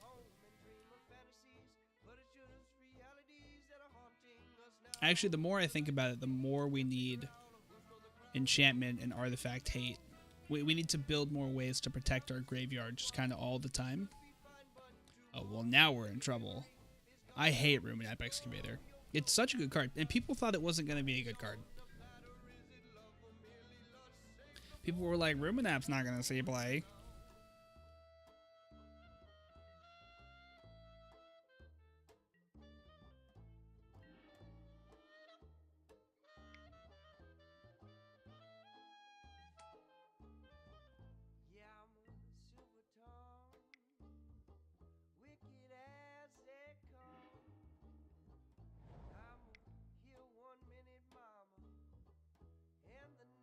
Okay, I think we're going to just swing in with our Birds of Paradise.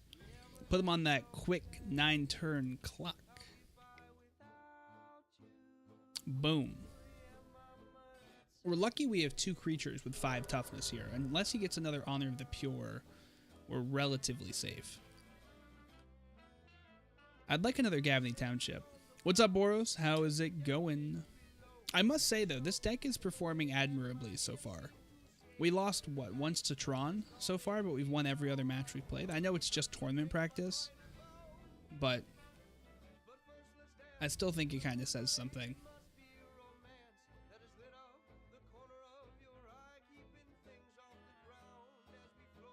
He should start ghost courting our survivors' encampments.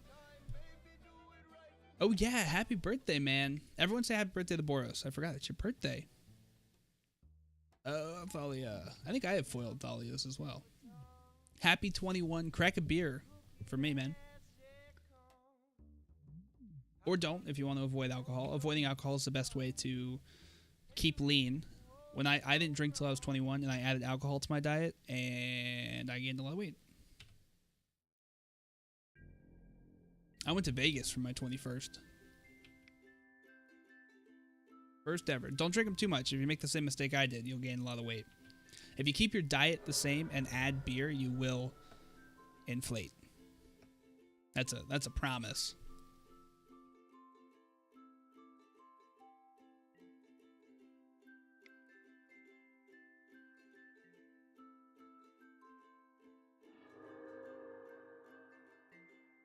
Got that 4/4 ooze. It's not big enough.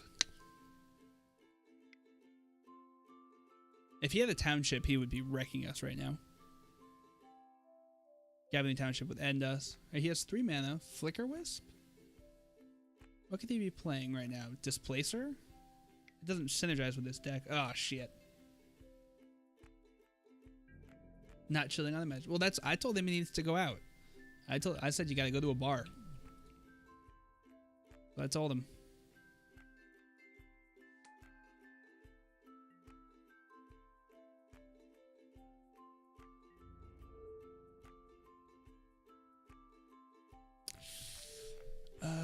It's a bummer. We could take the 3. Do we just kill Brimaz here? I think Brimaz is a big problem.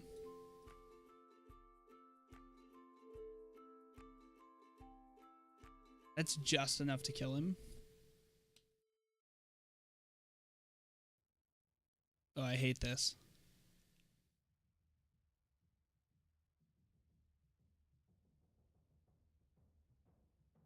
Let's see. They can kill our Whiteclay. We can play another one.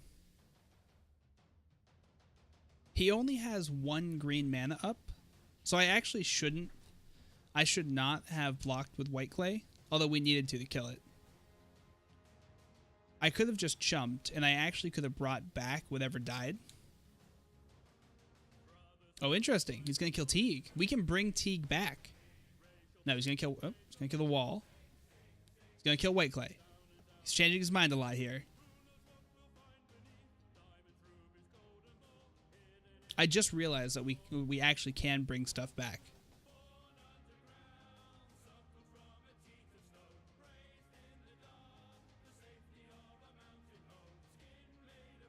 Shipyard Summer Ale. For me, it's all about dark ales. Dark beers of any kind.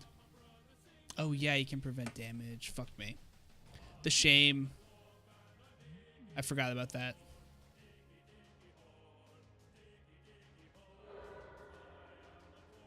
Oh, well. He'll kill one thing.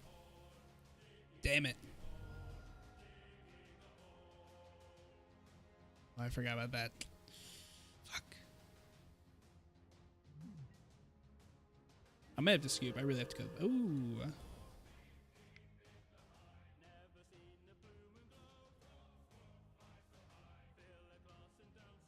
I mean, we only get to use the township once, but hey, makes a difference.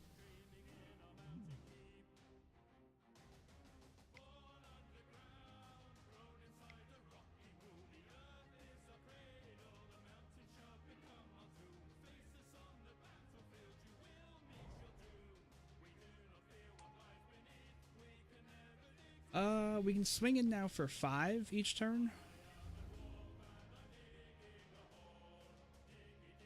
Onboard tricks are the deadliest. Yeah, they are. Well, especially when you just not... I don't know how I missed that. Also, the worst part is, not only did I miss that, I missed that he only had 1 green mana open, and we could have used Order of Whiteclay's ability twice, so we could have just chumped and gotten value. So we could have killed the token, and then chumped Brimaz with a Thraben or the Wall, or hell, even with our birds, and we could have just brought it right back. So it's like, you know, hindsight, right? 2020. I opted to not swing here because if he swung back with everything, he'd basically wipe us out. If he swings with everything, he'll basically wipe us out anyways. But we can block the soldier with Order. We can't kill Thalia basically ever. The Ganjo Castle's good.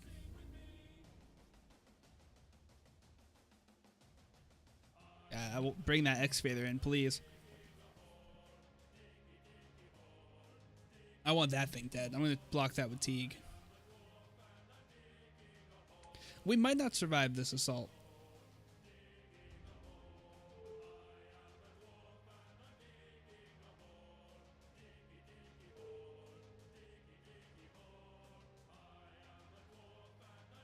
Actually, you can block Brimaz.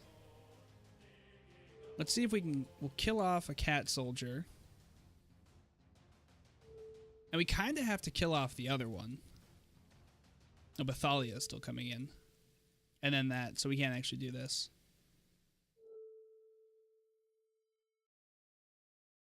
Yeah. I don't think we're killing enough stuff here. We're killing 2 things and we're losing 1, 2, 3, 4. That's not good. We are on the ropes. And he's going to eat them all up.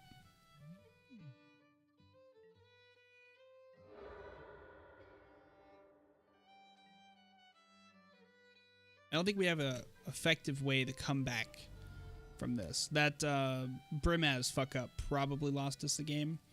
Whereas we could have safely been swinging in with our Birds of Paradise buffed up had we not made that error.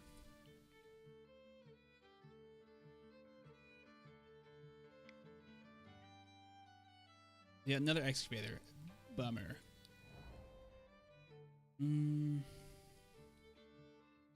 Yeah, well, he's only got 1 green up again. So we can bring stuff back. We can actually bring back 1 thing here. Copter's good. 1, 2, 3, 4, 5, 6, 7, 8, 9 mana. So we have enough to both play a Copter or a Whiteclay and bring something back. The question is, do we bring it back now?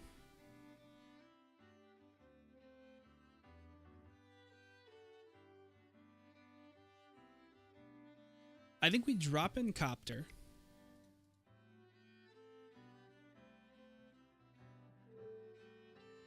Oh, we have to pay 1 extra. Can we still do it? 1, 2, 3, 4, 5, 6, 7. It leaves us with 6. So yes, we can. So Copter can trade with... I don't think we have enough blockers because he's going to go wide. I don't think we can make it. Oh, and if I want to bring something back, I have to do it now.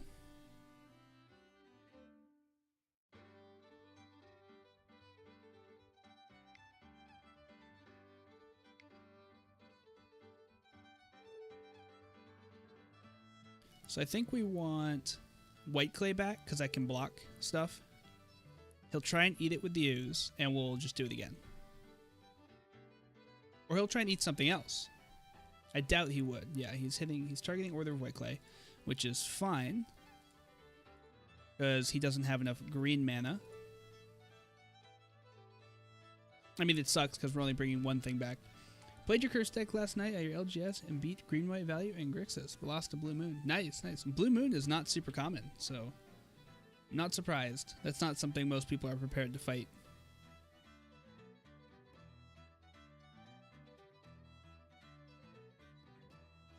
Yeah, I think we're dead.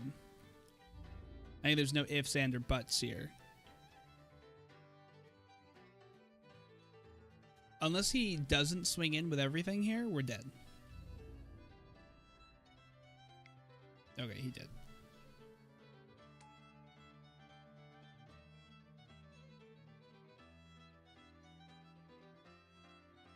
Yeah, we're dead. All right. Close. We're going to bring in Surgical Extraction for sure. We'll bring in Wrath. And we'll bring in our Pride Mages. And we'll take out some voices here. Teague is actually worthless in this matchup. Take out a Witness. And we'll take out one Chopter. Yeah.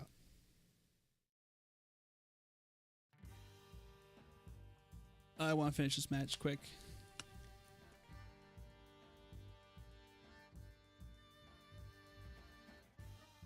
Pride Mage, gonna kill some honors of the pure. Wrath of God, gonna blow up some wide boards. Voice of Resurgence, gonna do mediocre things. Actually, let's drop a wall for a voice. I need to make sure I have enough stuff to crew these copters.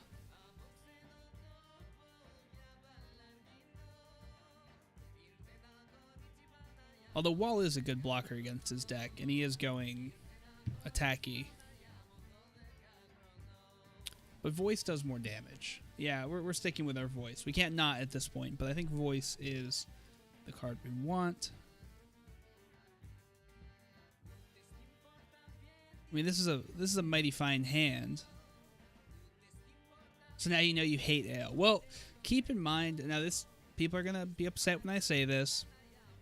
But keep in mind that basically all beer tastes like crap until you've tried enough beer to realize what beer doesn't taste like crap. If you get what I mean. It's an acquired taste. Oh shit, he had Vial. We went through that whole match and he never dropped one. And here it is.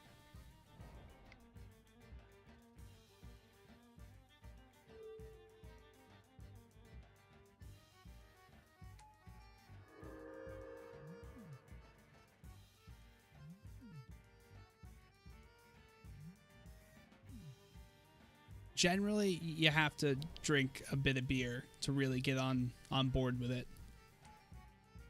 Arbiter.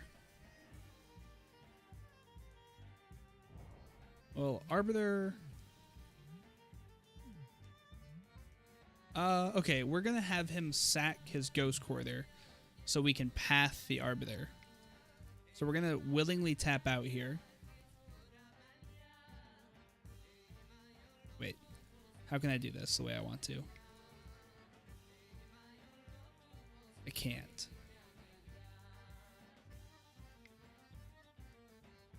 That and a not swing.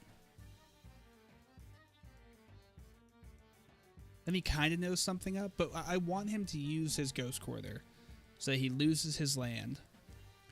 And then we... Oh, I should have swung. I don't know why I didn't swing. I forgot I was playing Order of Whiteclay there. Now, we're just hoping he doesn't have another Arbiter at this point. If he has another Arbiter, we're in a bit of trouble. Oh, he has another Ghost Quarter. That's also equally as bad. I got a little greedy trying to get a trade out of this here.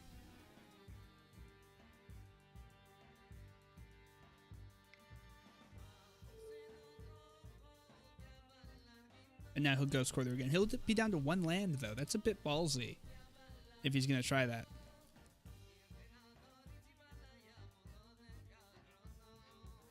He'll be banking entirely on the Vial. Is he going to do it? If we hit our Artifact Destruction, he'll be ruined. He's doing it.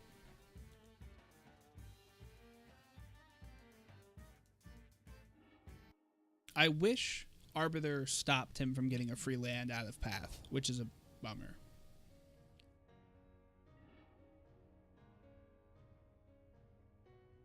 We need more basic planes. We definitely need more.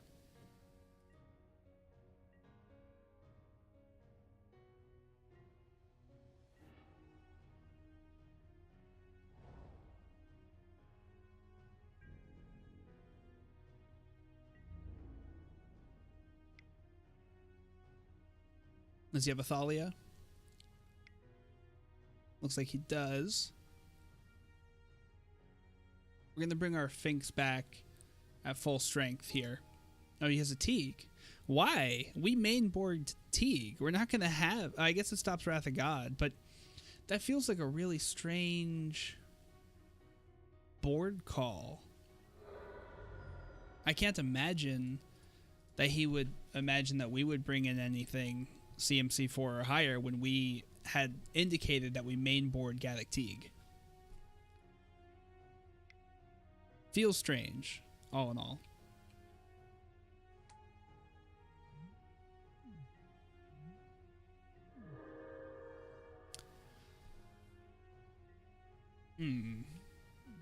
Maybe he's got something up his sleeve.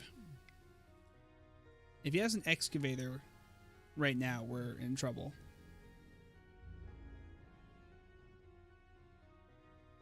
Well, we'll just keep all of our mana up, I guess, all the time. Ooh. Well, that changes all the math. Better use that Aether Vial.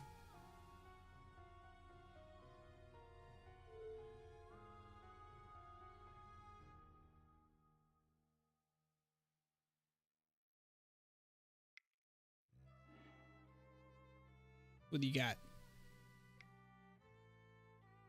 Flicker Wisp? Brimaz. Okay. So we're not going to swing in, because we're not going to do anything for ourselves except make him a token. Next turn, we'll bring back our Pride Mage, and then we can start swinging with our Finks, because he can't trade properly there.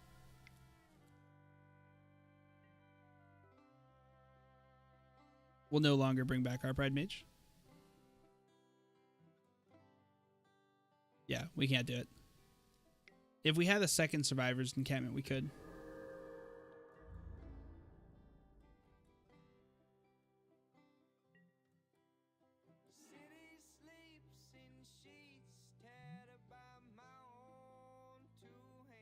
Other than basic land.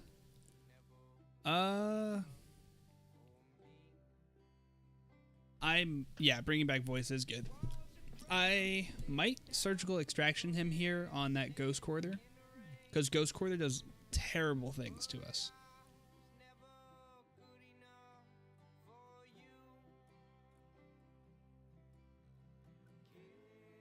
I guess we go on the offensive here.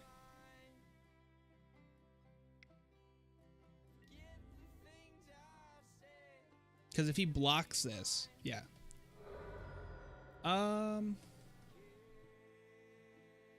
I really want to hit. I'm going to do it. I could also hit... Wait, those are ours. Here we go. There's already two. Yeah, we're going to hit it. I say, fuck that thing. I guess I could use my birds there, right? Hero of Bladehold and another Brimaz. No lands. Get rid of this one and this one. Where's his deck? Why don't we see... Where is his deck? What the hell?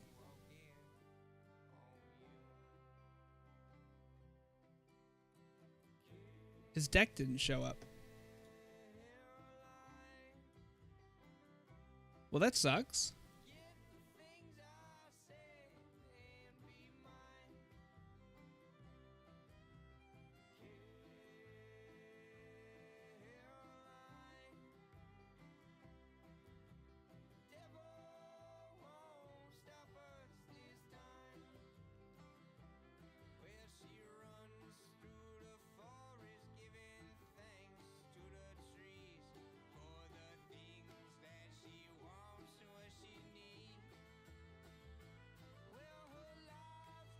I don't know why it's not letting me search.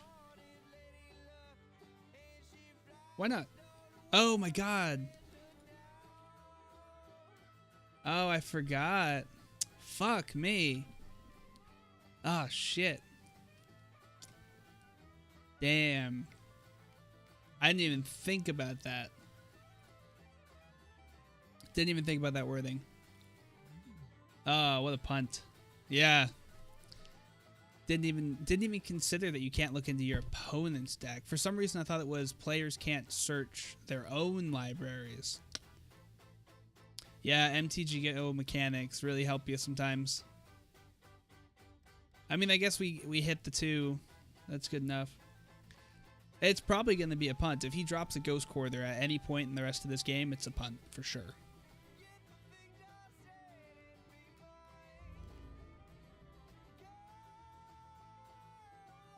He can't swing in yet, though. Ooh, he can. He definitely feels like he can. Yeah, no, you can't yet. You need to honor the pure to get through us, sir. He's going for it. Fortunately, I have to decide here. We can kill Brimaz, but then he'll just play another Brimaz.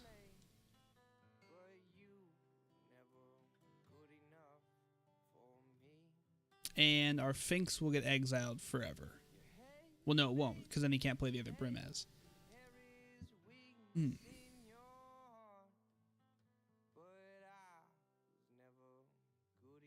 Alright, I think we're gonna...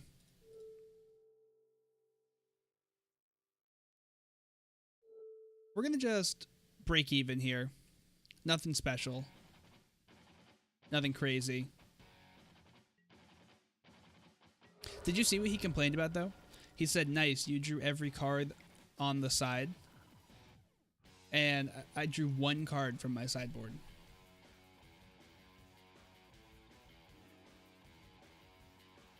I can... Oh my god, I keep fucking that up so bad.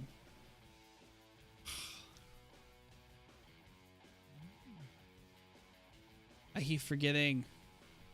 I hate that it doesn't prompt you to pay it. It is so infuriating.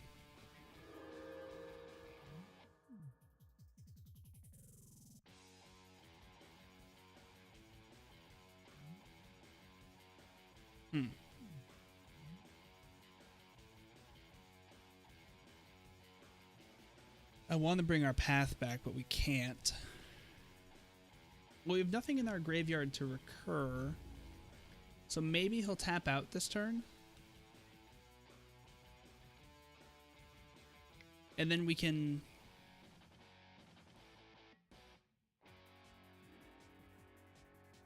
We hit path.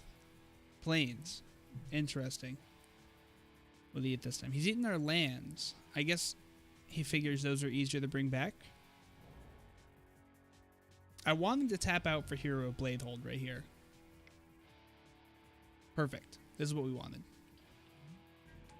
I mean, Hero of Bladehold is a problem, for sure. But we can get rid of Scavenging Ooze. Oh, shit. Oh, we got the path off the top.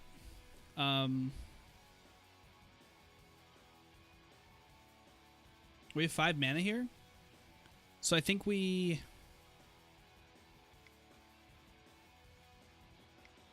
We 3 for Witness. Do we bring back Surgical or do we bring back Path? Bringing back Surgical is not bad. We can hit Aether Vial. Then he also has to be careful about swinging in because he knows we can take any of his stuff away. Oh no, because we can't search his fucking library. Yeah, we'll do Path. Oh my god, we should path right now. Why am I not pathing right now?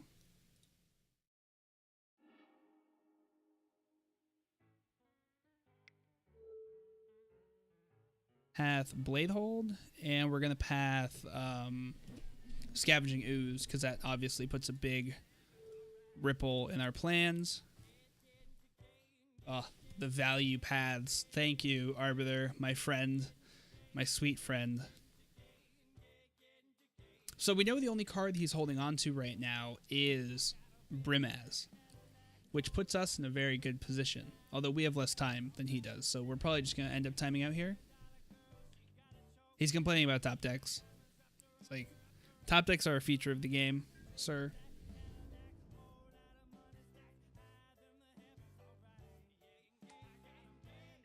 Again, we're going to just go for the break-even play here. Although I guess we should have tried to get something killed, now that I think about it. Yeah, we really should have.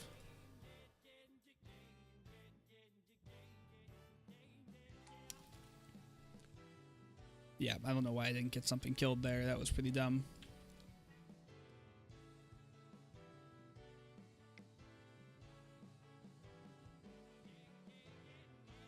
Is he going to path Whiteclay?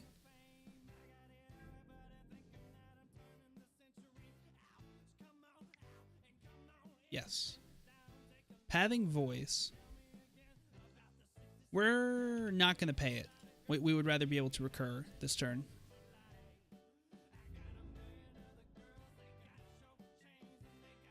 Ooh, interesting. He realized what I was trying to do there. Now we have 6 mana, so we have... Now he's swinging with these bad boys. Although I guess he gets a token by blocking. But we get path if he blocks. Yeah, you be careful, sir. You be careful how you block.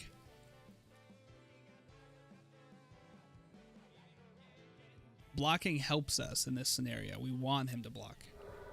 Yeah, we also like it that we get to sneak damage through.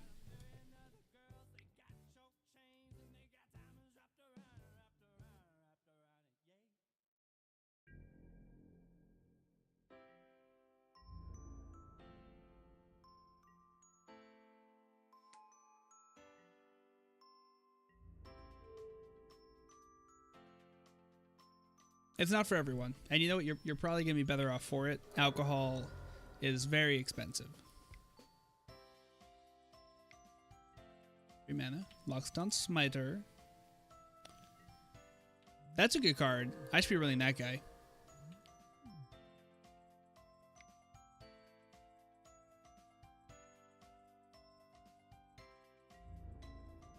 You can't just let us in forever.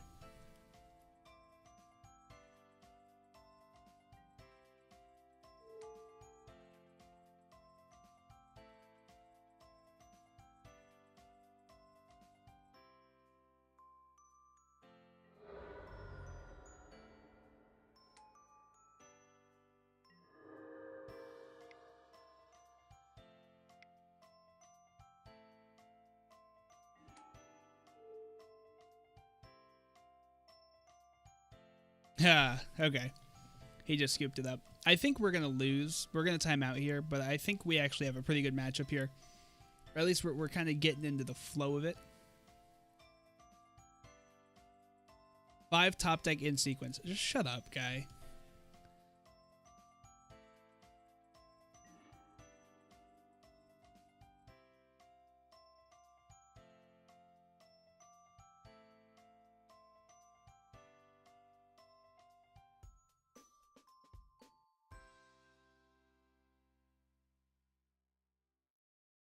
It's like 5 top decks in sequence, you know? I know, I don't remember drawing 5 cards in sequence. I recall, today is not my day for this game, this guy says. Lots of wife level salt. That's a Walking Dead reference, right? I don't watch Walking Dead. I know it's good. I know I should watch it. I just don't happen to watch it. So we're going to drop a Copter. Or I guess we'll Pride Mage Copter? Well, we're going to drop Pride Mage because we can't drop Copter anymore.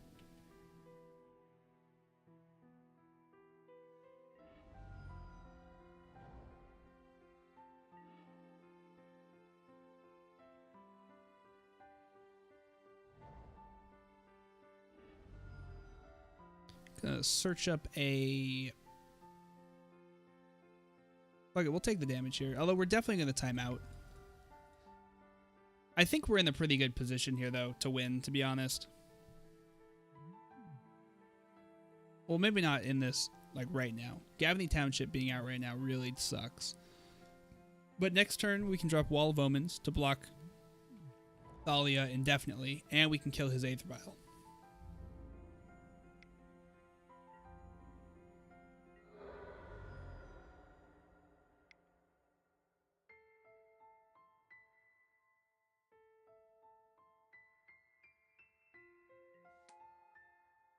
he's got 2 vials. That changes things a bit, doesn't it? Still going to swing in.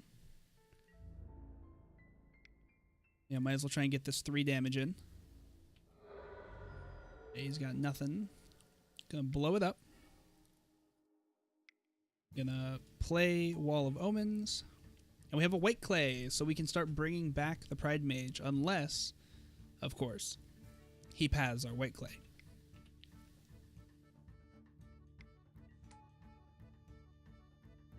Brimaz, he can't get through, so we're definitely going to play Whiteclay over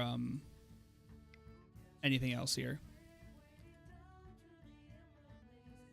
And the reason we're playing Whiteclay over witnessing back our Pride Mage is because Whiteclay lets us block the token he's going to generate, so he doesn't get to just go wide for free.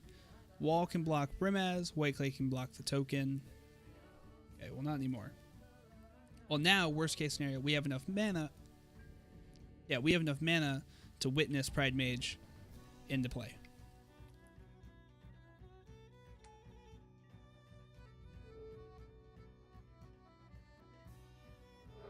Or witness and then play Pride Mage.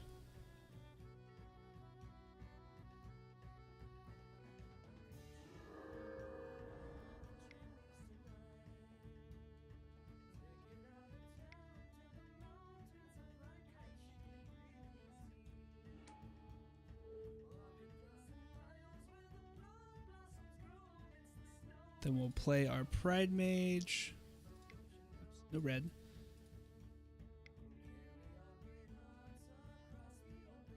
And we'll shoot down his Aether Vial. He's still in a very good spot here, but... Oh my god, a third one. Should I just say, oh man, all the Aether Vial top decks. Today is just not my day.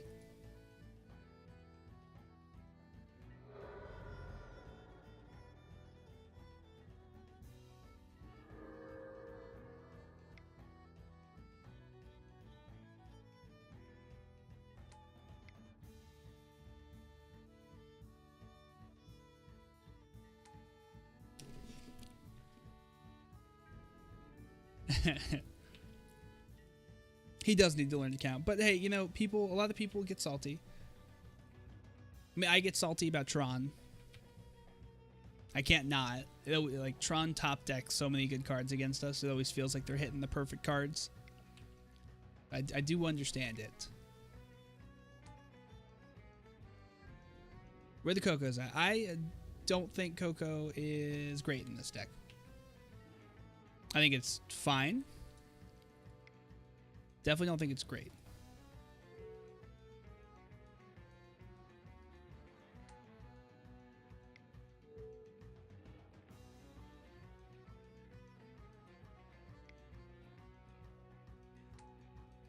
Hero of Bladehold is going to be a pretty big problem here. Ooh, Gavany Township coming in. Pretty good. However, we are almost assuredly going to die pretty soon. If not right now. He's getting 3 tokens. I think we're dead. We might very well be dead.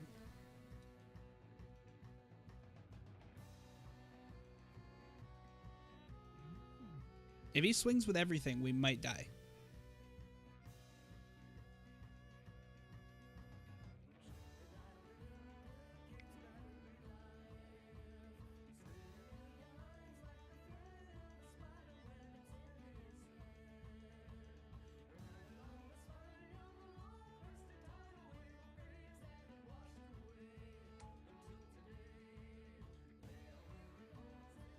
I think we're dead. A lot of damage coming in right now. And we can't block most of it.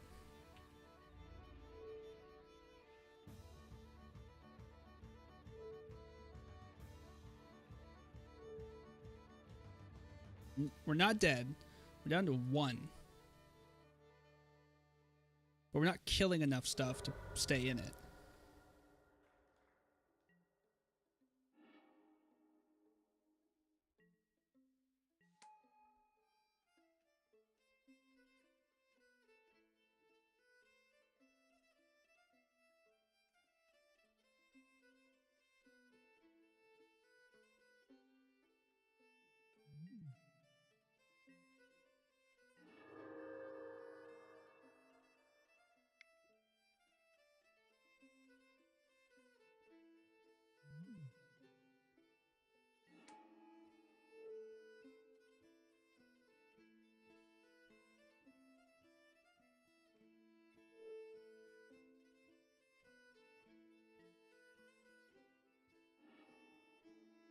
We only have 4 mana.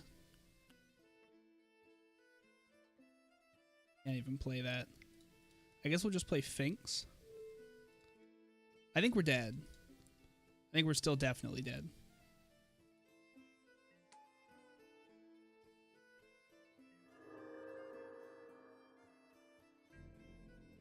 If we had 1 more mana, we could have maybe stayed alive here. Or if we ever saw our Wrath of Gods.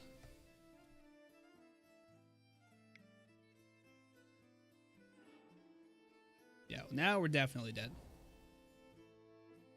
He didn't need to do that.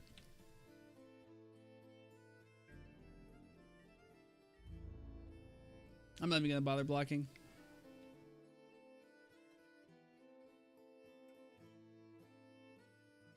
Because we're dead.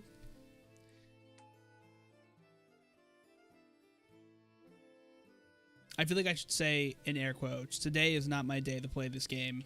Gets 5 perfect top decks. Just for the lulz. But I won't.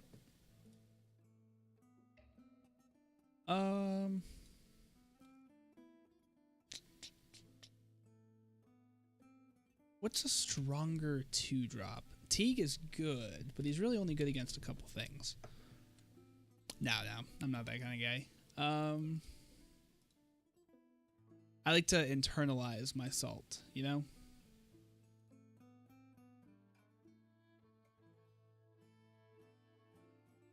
CMC 2.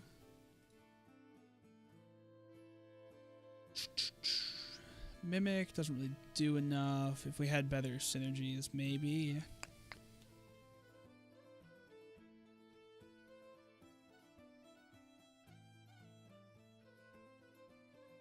I don't know those cards.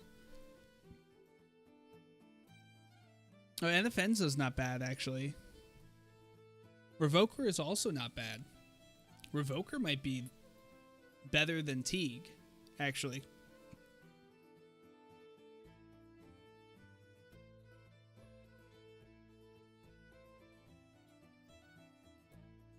Actually, I bet I could drop a Wall of Omens out, a Teague out, a Copter out, and a Witness out, and play a full 4 off for Phyrexian Revoker. That's too much. Maybe 3?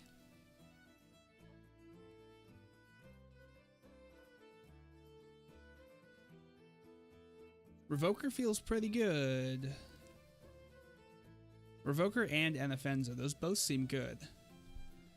Actually, Anafenza seems amazing. I think we need Anafenza in here. Omens. I'm going to do exactly what I just said. I'm going to get 3 Anafenzas in. Spellskite doesn't pressure, though, which drives me a little nuts.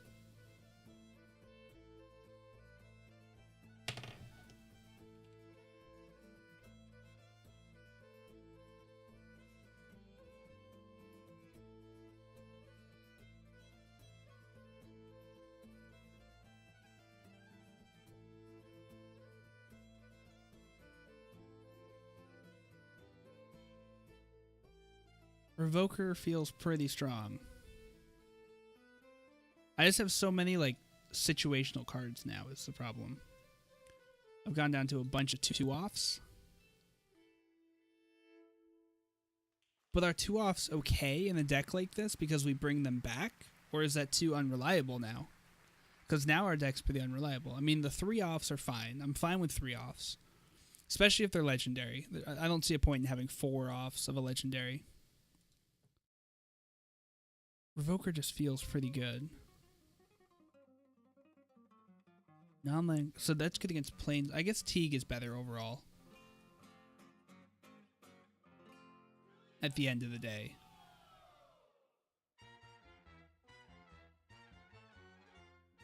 We could do a 1-off, or we could bring another. We could bring Wall of Omens back in.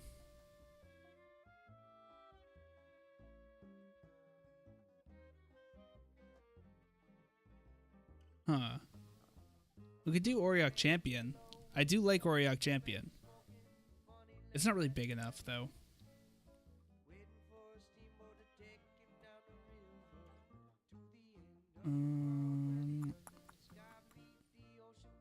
I could have a one-off Safi as like a gotcha. No, it doesn't really gotcha anything. I guess we'll stick with Wall of Omens. Where is it in here? Just to make sure we have the card draw reliability.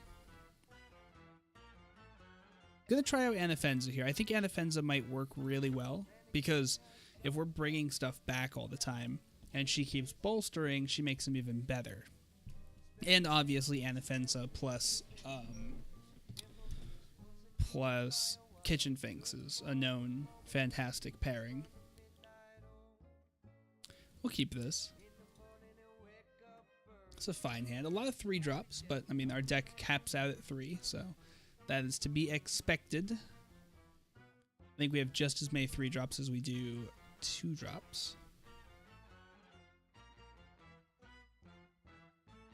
I do like this deck. I think our sideboard is a bit crap right now, to be honest. And maybe we should be mainboarding Dust to Dawn. That would make a crap ton of sense.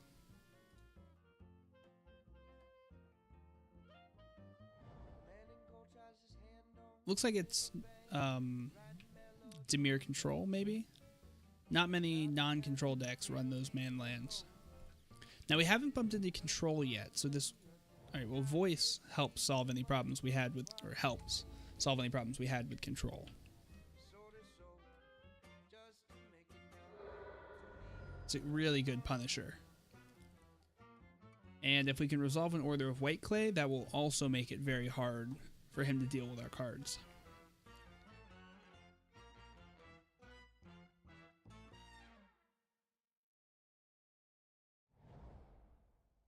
Blood Crypt. Is it? It doesn't... I don't think it's Shadow. Grixis Control? Shadow doesn't generally run Tar Pit. Well, sometimes it does. It might be a one-off.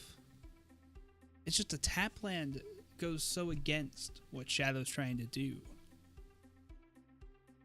We don't know how our Shadow matchup is. I think it's going to be fine. Should be fine, in theory. A lot of our stuff... Not one of... Our 4 main cards are out of bolt range and can't be killed by Culligan's Command. But they can be killed by push. Okay, well, we have redundancy, so it doesn't matter what he takes here. Probably a Whiteclay. Or Finks. Maybe he hates Finks. Most people don't think Whiteclay is a good card. So we do see a lot of people not throw our Whiteclays away or kill our Whiteclays because, I mean, it's an underrated, underappreciated, undervalued card. And there's a lot of appeal in those cards to me because people don't see them as risks. All right, well, he clearly does. Does he have another? He has a bolt. Okay. Give me a land. Come on. Don't let me down, deck. Come on, come on, come on. Land, please. Yes. And it's the perfect land for this.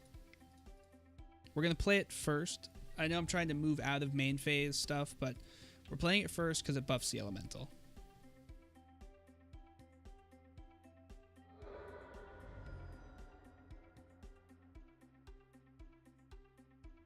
Spellskite would be...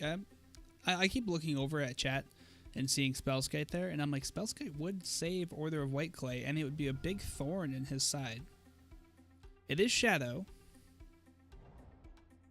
So the new question here is, do we bring back Whiteclay so that we have double Whiteclay as a redundancy?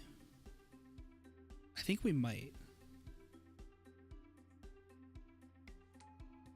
Double Shadow.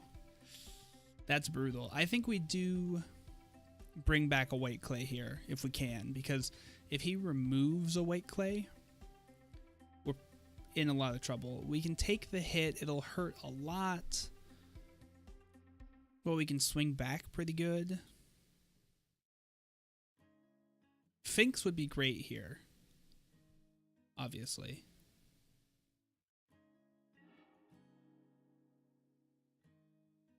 Yeah, I think we have to do it.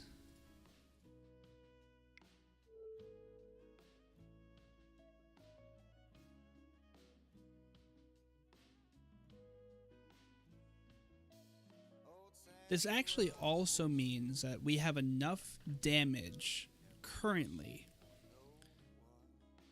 to swing in at him, or to block one of the shadows and kill it, even if he buffs it up. No, he can buff it up +3. Yeah. Unless he has something else to burn himself this turn, we can kill a shadow.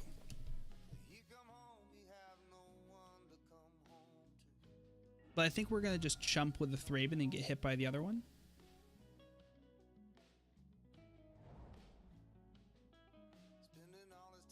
I'm actually starting to think that we should drop Order of Whiteclay down to 3, because we don't ever need more than 1, as long as we have things that tap them. You know? There's really no point. Oh, he has another... Okay. So he can hit us for 9 here. Oh, no, he can't. He can hit us for 8. And we can only do... Oh, we can only block 7. Well, we can block more than that, but... So we're gonna chump block with Thraben. We'll drop in Kitchen Finks next turn. You know, discard wouldn't be bad. Well, I guess that's what Copter's for, right? You crew it, you swing in. You bring back what you discard. We have to drop Kitchen Finks in. I think we have to. I feel so much less secure in our Death Shadow matchup in this than I do with our Goats. Goats is just a free win every single game.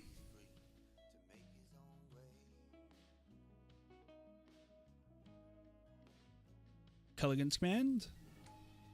Tassiger. Okay, Tassiger is annoying, but he can't buff himself. So less annoying. So we're going to chump a Shadow. Play a Finks. Maybe he's going to wait. Yeah, we'll chump one. We can't chump the other. A land wouldn't be bad here, because then we can play our birds. Another Whiteclay. Yeah, we have too many Whiteclays at this point. It's just not good for business, having this many. So maybe we drop down to 3. Because it's one of those cards that we want by turn 3. Or even turn 2. But we never want more than 1 unless they're dying.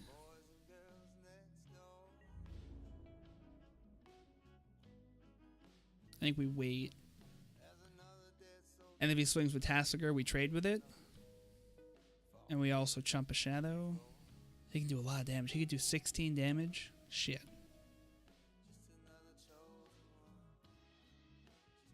We need to find a way to sneak in.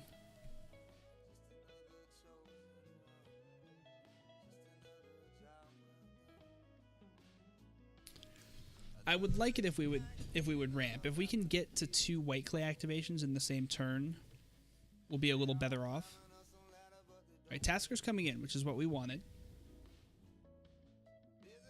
So we are gonna not risk it, and we're gonna do this. Obviously, he's gonna kill our elemental here. I guess he could push the elemental and kill our Finks, but then we gain life. That would be in his favor, though. Or he could bolt the Finks. Maybe I should have triple blocked there. No, triple block wouldn't. I would have lost both my Whiteclays, and we don't want that. Even though we have a spare, we want it like up and ready to go. Honestly, we probably want to bring Voice of Resurgence back. He's going to push the Finks or the spare Whiteclay. That's a terrible trade for us.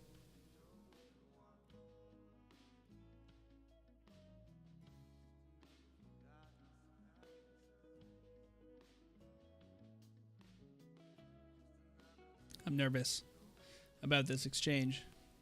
I don't smell anything good about it. Maybe he just wants to Tassiger before it dies. Okay. So all our Whiteclays are dead. But we have a spare, luckily. That probably won't save us. His Tasker should still die. Unless he has another push. Then he might just be out removaling us by way too much. Shit. Yeah, I think we're dead. Although he is blowing all of his removal right now. I assume he's going to push either the Elemental or the Finks. It doesn't really matter. It's the same net result.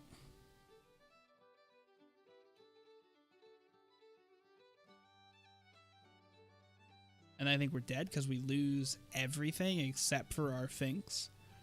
And we can play, unless we hit land, we can only play one thing next turn. I'm just not gonna bother. We're just gonna scoop. We're gonna bring in Surgical, one Wrath, and our Ley Lines. We're gonna take out Teague. Doesn't stop shit here. We're going to drop a Whiteclay, as we said we were going to do. We're also going to drop our Walls and one Thraben. The reason why is because Wall doesn't block shit against Death Shadow. Doesn't block anything. The one Wrath is in case stuff gets way too out of hand. Surgical Extraction is for if he starts by cycling a Street Wraith, like right out the gate. Boom. Get rid of those.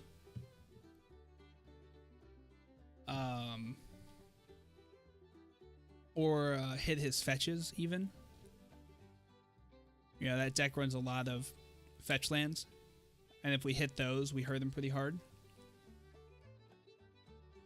So I might hit that. We could hit Thoughtseize. There's a lot of shit we could hit with Surgical. Just a good card. Hopefully we get our Leyline in. Hand Hate. I guess actually we might not even need Leyline in this deck. We don't really mind Hand Hate that much. We'll keep this. It's a bit of a risky keep, but if we get it going, we'll be golden.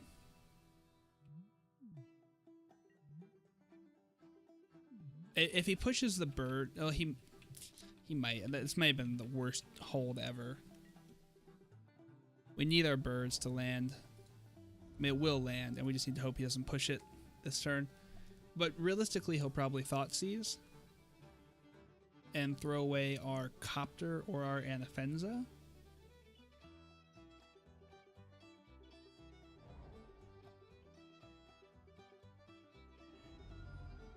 Probably gonna Thoughtseize. He might throw Whiteclay away because we can bring anything else back.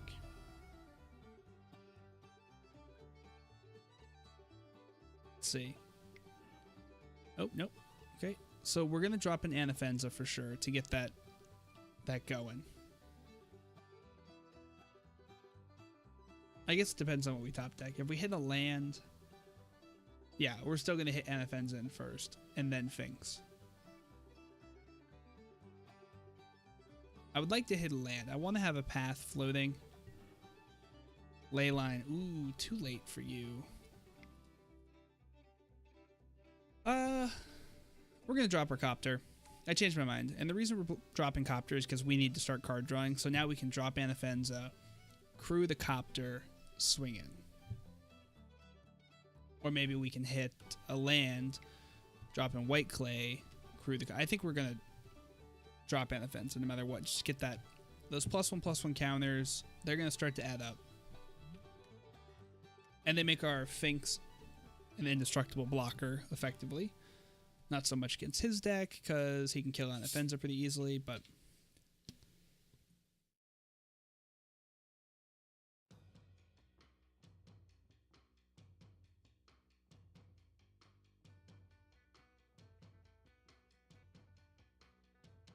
Looks like he might be missing land drops here, just like we did. I mean, not necessarily, but... we'll see. If he misses a land drop, we're really lucky. There's that Street Wraith. I wish I could Surgical. He's digging for that land. I mean, the one lander is not a risky keep for his deck. He got there. Oh, interesting. Hit me with a land, please. We got the land. So the new question is, what do we play here? I think we play Anafenza, we crew the copter, and we swing in. And we maybe throw Leyline away. I'm starting to think Leyline was not a good thing to bring in. I mean, it is good, but he's indicating that he doesn't have any real hand hate here.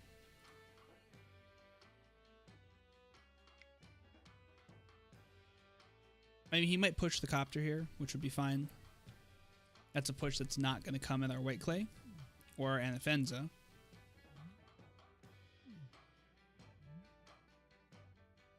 And Anafenza not getting pushed is good, because that makes our Finks awesome. Alright, there's the push. Okay. Cool. I could have pathed it. I don't see a point. We want to be able to path Tassiger, Angler not so much. We can block Angler. I mean, we can block Tasker as well, but he gets value by not swinging in as well. Shadow, obviously. I mean, I'd like to kill a Death Shadow so we can Surgical Extraction it if we get that. He has 2 pushes in the yard. 6 cards in hand. Serum Visions, Thought Scour, Street Wraith, Street Wraith. So he's already gotten Street Wraith value. So if we were to hit an Extraction, we wouldn't use it on... Well, I guess we'd wait until he Snapcasters and hit whatever he's trying to Snapcaster. Would probably be our best way to do it. Or try and... We don't even have Surgical, so I'm just theory crafting right now. I've never run Surgical on the sideboard, so I'm trying to see all the different lines I could possibly play with it. Okay, she's dead. That's another removal. That's not going to hit our Whiteclay, so we might be able to land our Whiteclay here. We might not, but we're going to try.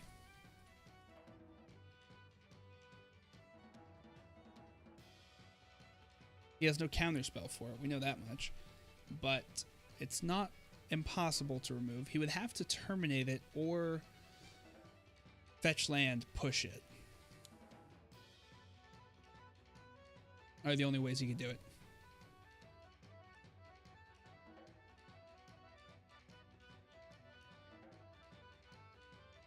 We'll see. We'll see. Extirpate. Interesting. Huh.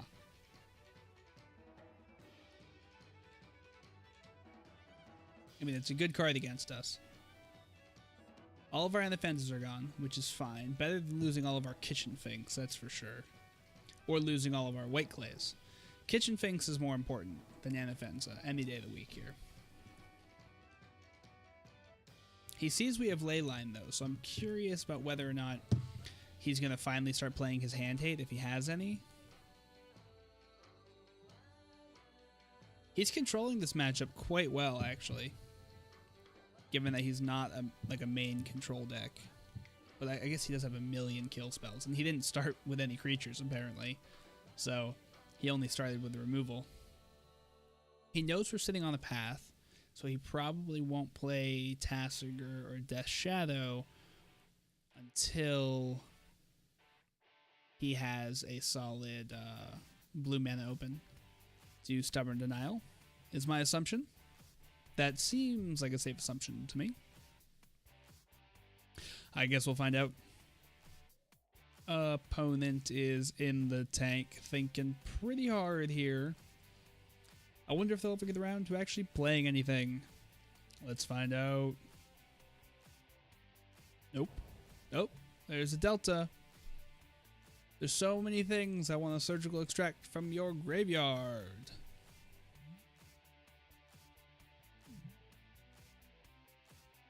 We can't bring anything back. Another Leyline. That is a bit of a bummer. We're going to swing with our Whiteclay because there's no reason not to. It's 1 damage. I guess it buffs up Shadow a little bit. He can bring in Snapcaster, but there's no point in him doing that.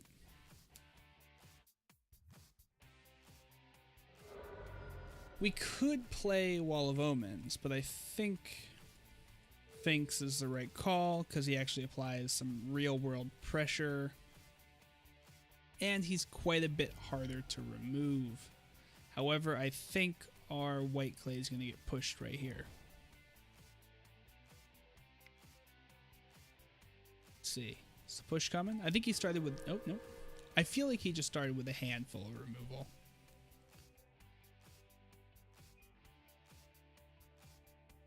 I'm trying to think of other ways to add solid recursion.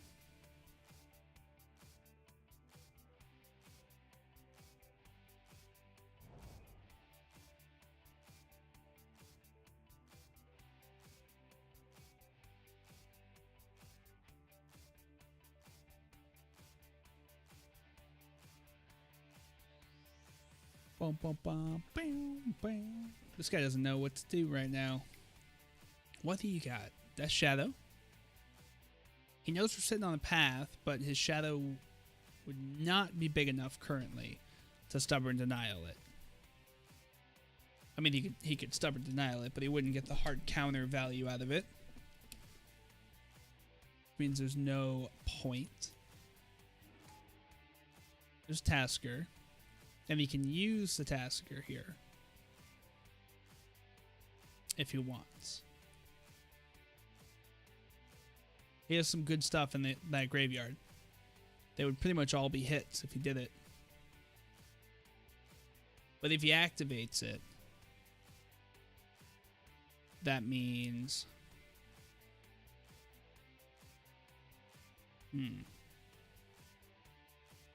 I don't know what he'll do.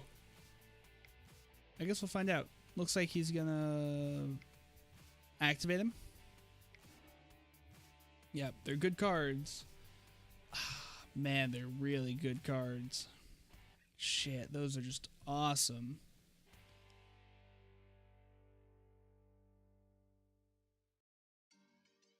I guess we give him push.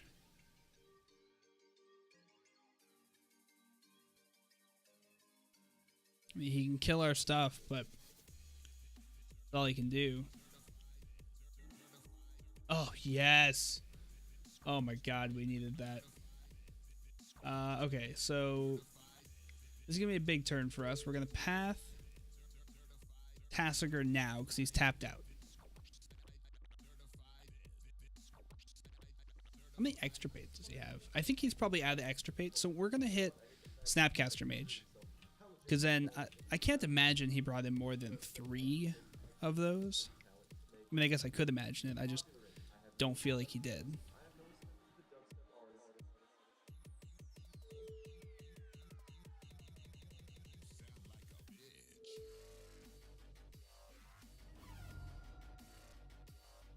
Alright, they're all in his library. He has a push, an Essence Harvest.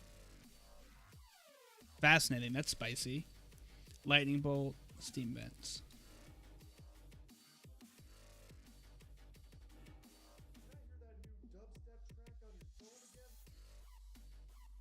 Okay, what's in his list? Does he have anything extra spicy? Cool. No, enjoy your game, Boros. I will, if someone... Flaying Tendrils. No, that makes sense.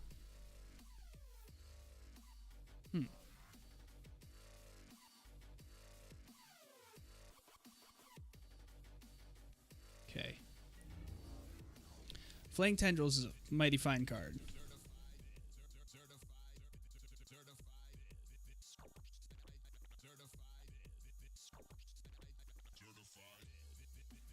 I think we're in a pretty good spot here. We can't bring anything back, but he has no Snapcasters, which is awesome, because fuck that card. Obviously, I would have preferred to have hit Shadow with that, but... And 4. What do you got? He's got pushes, so he could push our Whiteclay. He's got a Shadow. Is that a Sleepy Face, Kappa? Let me see. Let me right click it. Sleeper. Yep. Resident Sleeper. I think we're gonna attack with our Finks. What's the point? We can drop another Finks and then swing with everything for lethal, assuming he plays no creatures next turn. Or, well, he has pushes, so he can also push stuff.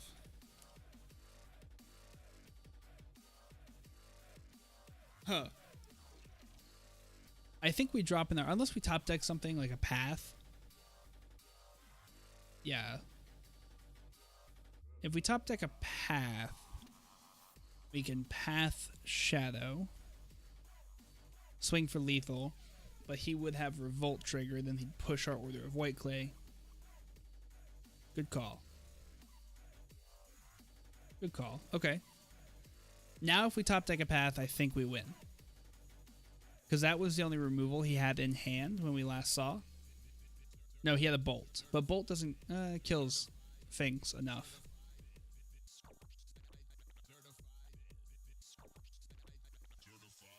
This guy's really in the tank here.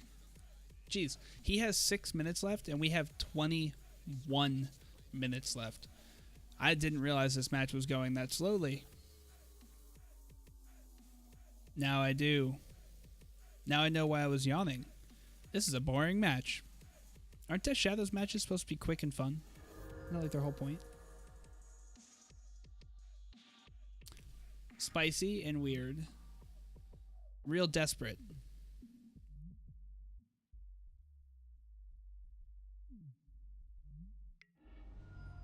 He's just going to try and burn me out now.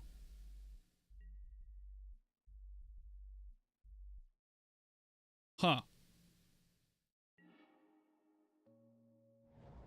That is really not what we saw coming. Well, we can drop another Finks in. He did kill his own Death Shadow. Well, he killed it by gaining life. So he didn't kill it directly. He killed it indirectly. But yeah, he used Essence Harvest to make us lose 6 life, and he gained 6, I believe, somewhere around that number, and that resulted in him losing his Death Shadow. A very strange decision. Honestly, the Death Shadow was a much bigger problem than a little bit of life. I guess he just was hoping he could burn us out, because I think he realizes if we go into match 3, he probably can't win within the time limit unless he concedes right now. Then maybe he could. But right now we have him on a pretty hard 2-turn clock.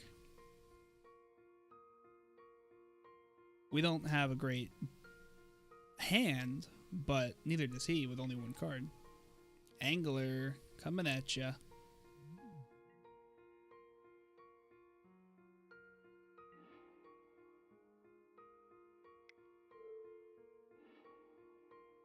Path off the top was sweet.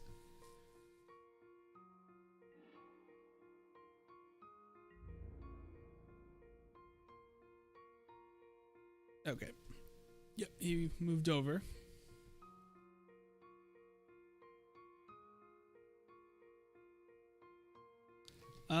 All of his non-creature spells were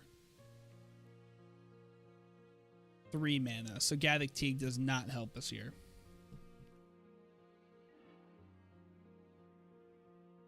I'm like, if we can beat Death Shadow with this deck, I think we're going to be in a good place. But we didn't win yet. I mean, he might time out. He's only got 4 minutes here. Although Death Shadow, if he's got the 2 Death Shadow hand, he might be fine. But we have a good start here. Double Finks is great. You know, it's very sticky. And Leyline off the top is always, or, you know, to start, is always fantastic. Especially if you kept a hand with a lot of hate. He's basically just sitting on a ton of bricks.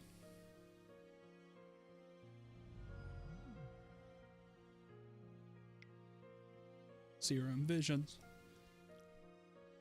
Yeah, I can't imagine that with 2 Kitchen Finks around that he'll be able to kill us before his 3.5-minute timer goes. However, that wouldn't be a very legitimate win.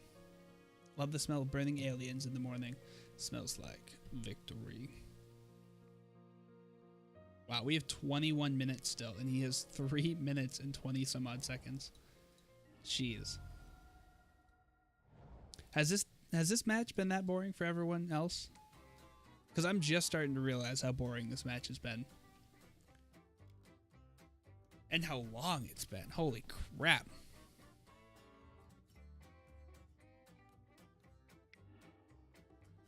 Alright, there goes our bird. It's annoying. But we have 3 lands, so it's not that big a deal. It would have been nice to drop a Finks in next turn, though. Half passed out. Yeah, I'm pretty tired as well.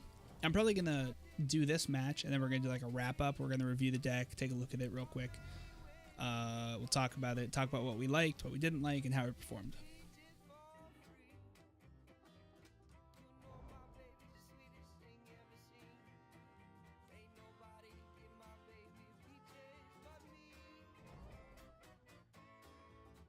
What you got, bud? I think he just kept a handful of removal again.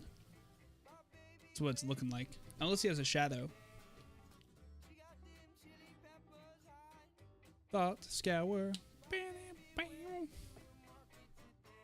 You know, I'm bummed out. I haven't bumped into Fraying Sanity yet. I was kind of hoping I'd bump into it. It's a fun deck. It's cool.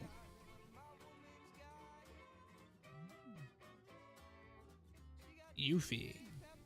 I wonder how many Yuffies there are. This game.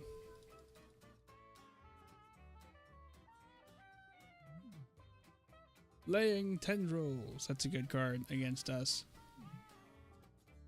Although not perfect. It kills everything except for our Knight of the What am I talking about? Our Order of Whiteclay. Order of Whiteclay's body is surprisingly durable. 1/4 is no joke. Can't be bolted, can't be Culligan command. It's a little harder to Fatal Push because it's 3 mana. And they can't be killed by a lot of the sweepers. Kozilek Return doesn't kill it unless they have a creature with power 7 or greater. Yes, bolt my Finks. Thank y'all. Oh, he might extirpate it right now. That would be spicy and cool. That would suck. Oh, there it goes.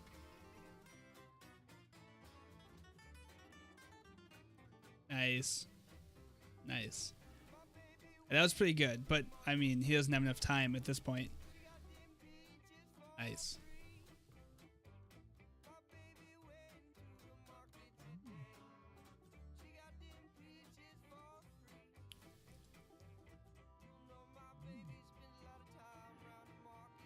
Wow, we got all of our Temple Gardens in.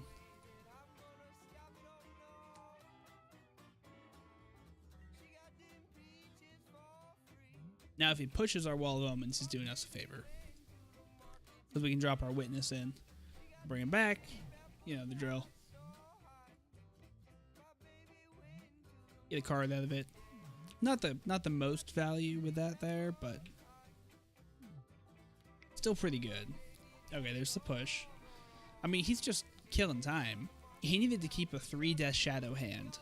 He can't be fucking around like this if he wants to win in 30 seconds. Especially not with his slow decision-making time.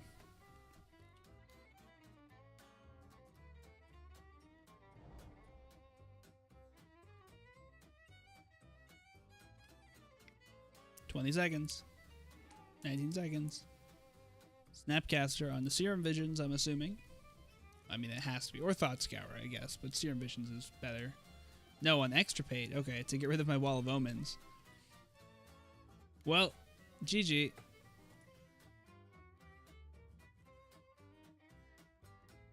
So we beat Shadow. Not a legitimate win, but I actually think we were in, I mean, not the best spot there because he was removing some of our important cards, but I think we were in a fine position. So, what did we learn? No, I don't want to say that. That's Saffron Olive's thing. I mean, what did we learn is such a good thing to say. What did we come to realize about Order of Whiteclay currently?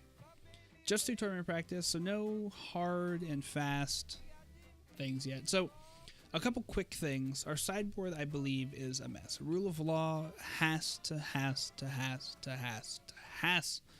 become Eidolon of Rhetoric. I just forgot to switch it out. That has to happen. That's important.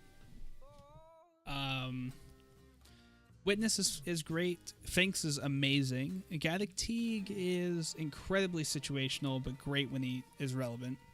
Voice of Resurgence, awesome. Smuggler's Copter, awesome. Anafenza, we didn't really get to try her out. I'm hopeful for her. Wall of Omens, it's as good as a Wall of Omens can be, you know, which is meh. Yeah, it does its thing. Gets value when it comes back. I don't ever feel like it's the best target for Order of Whiteclay. That's not a bad one. Thraben Inspector, same thing. You know, he's a great one-drop that can crew Smuggler's Copter. He's a great jumper.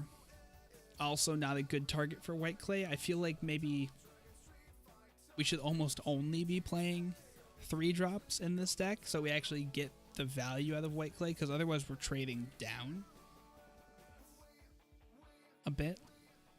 Birds of Paradise is fine. Noble Hierarch would be better, but Birds is fine. Honestly, I might... Part of me might wants to trade out the Thrabins for Noble Hierarchs or Avacyn's Pilgrim or something. That way we have 8 mana rampers. And I know it doesn't seem like we need a lot of mana ramp, but every increment of 3 mana that we hit is an extra activation of Order of Whiteclay. And Order of Whiteclay is awesome, I have decided. He is great. Or they are great, I guess. They performed amazing. You know, the fact that it's an untap ability means it is so much easier to use multiple times, because Survivor's Encampment is awesome. Smuggler's Copter, awesome. If you have 2 Survivor's Encampments and an Order of Whiteclay and you have 6 mana, you can use it twice. So once you hit 6 mana, which I think is the magic number for the deck, and you have 2 creatures on the board, and one of them's Order of Whiteclay, preferably 2 creatures, you can chump block with them and bring them straight back. And Whiteclay is no slouch for blocking either. I think we need a low drop flyer of some kind. Not Flicker. I mean, it could be Flicker Wisp, but I think... Let's see. Let's take a look.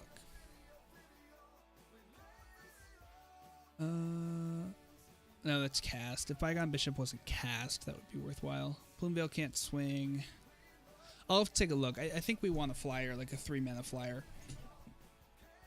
But that's actually going to be it for us tonight. We're ending 10 minutes early. But I don't have time to start another match. I guess Flicker Wisp is probably going to make it in. Thank you to everyone who watched, everyone who followed. Actually, we could go Bant for Sky Spawner. That might be a good idea. But yeah, I'm going to head off for the night. I'm going to think about this. We're going to try it again tomorrow. Have a great night. I will see you all tomorrow. Same time, same goat place. Stay goaty, my friends. Good night.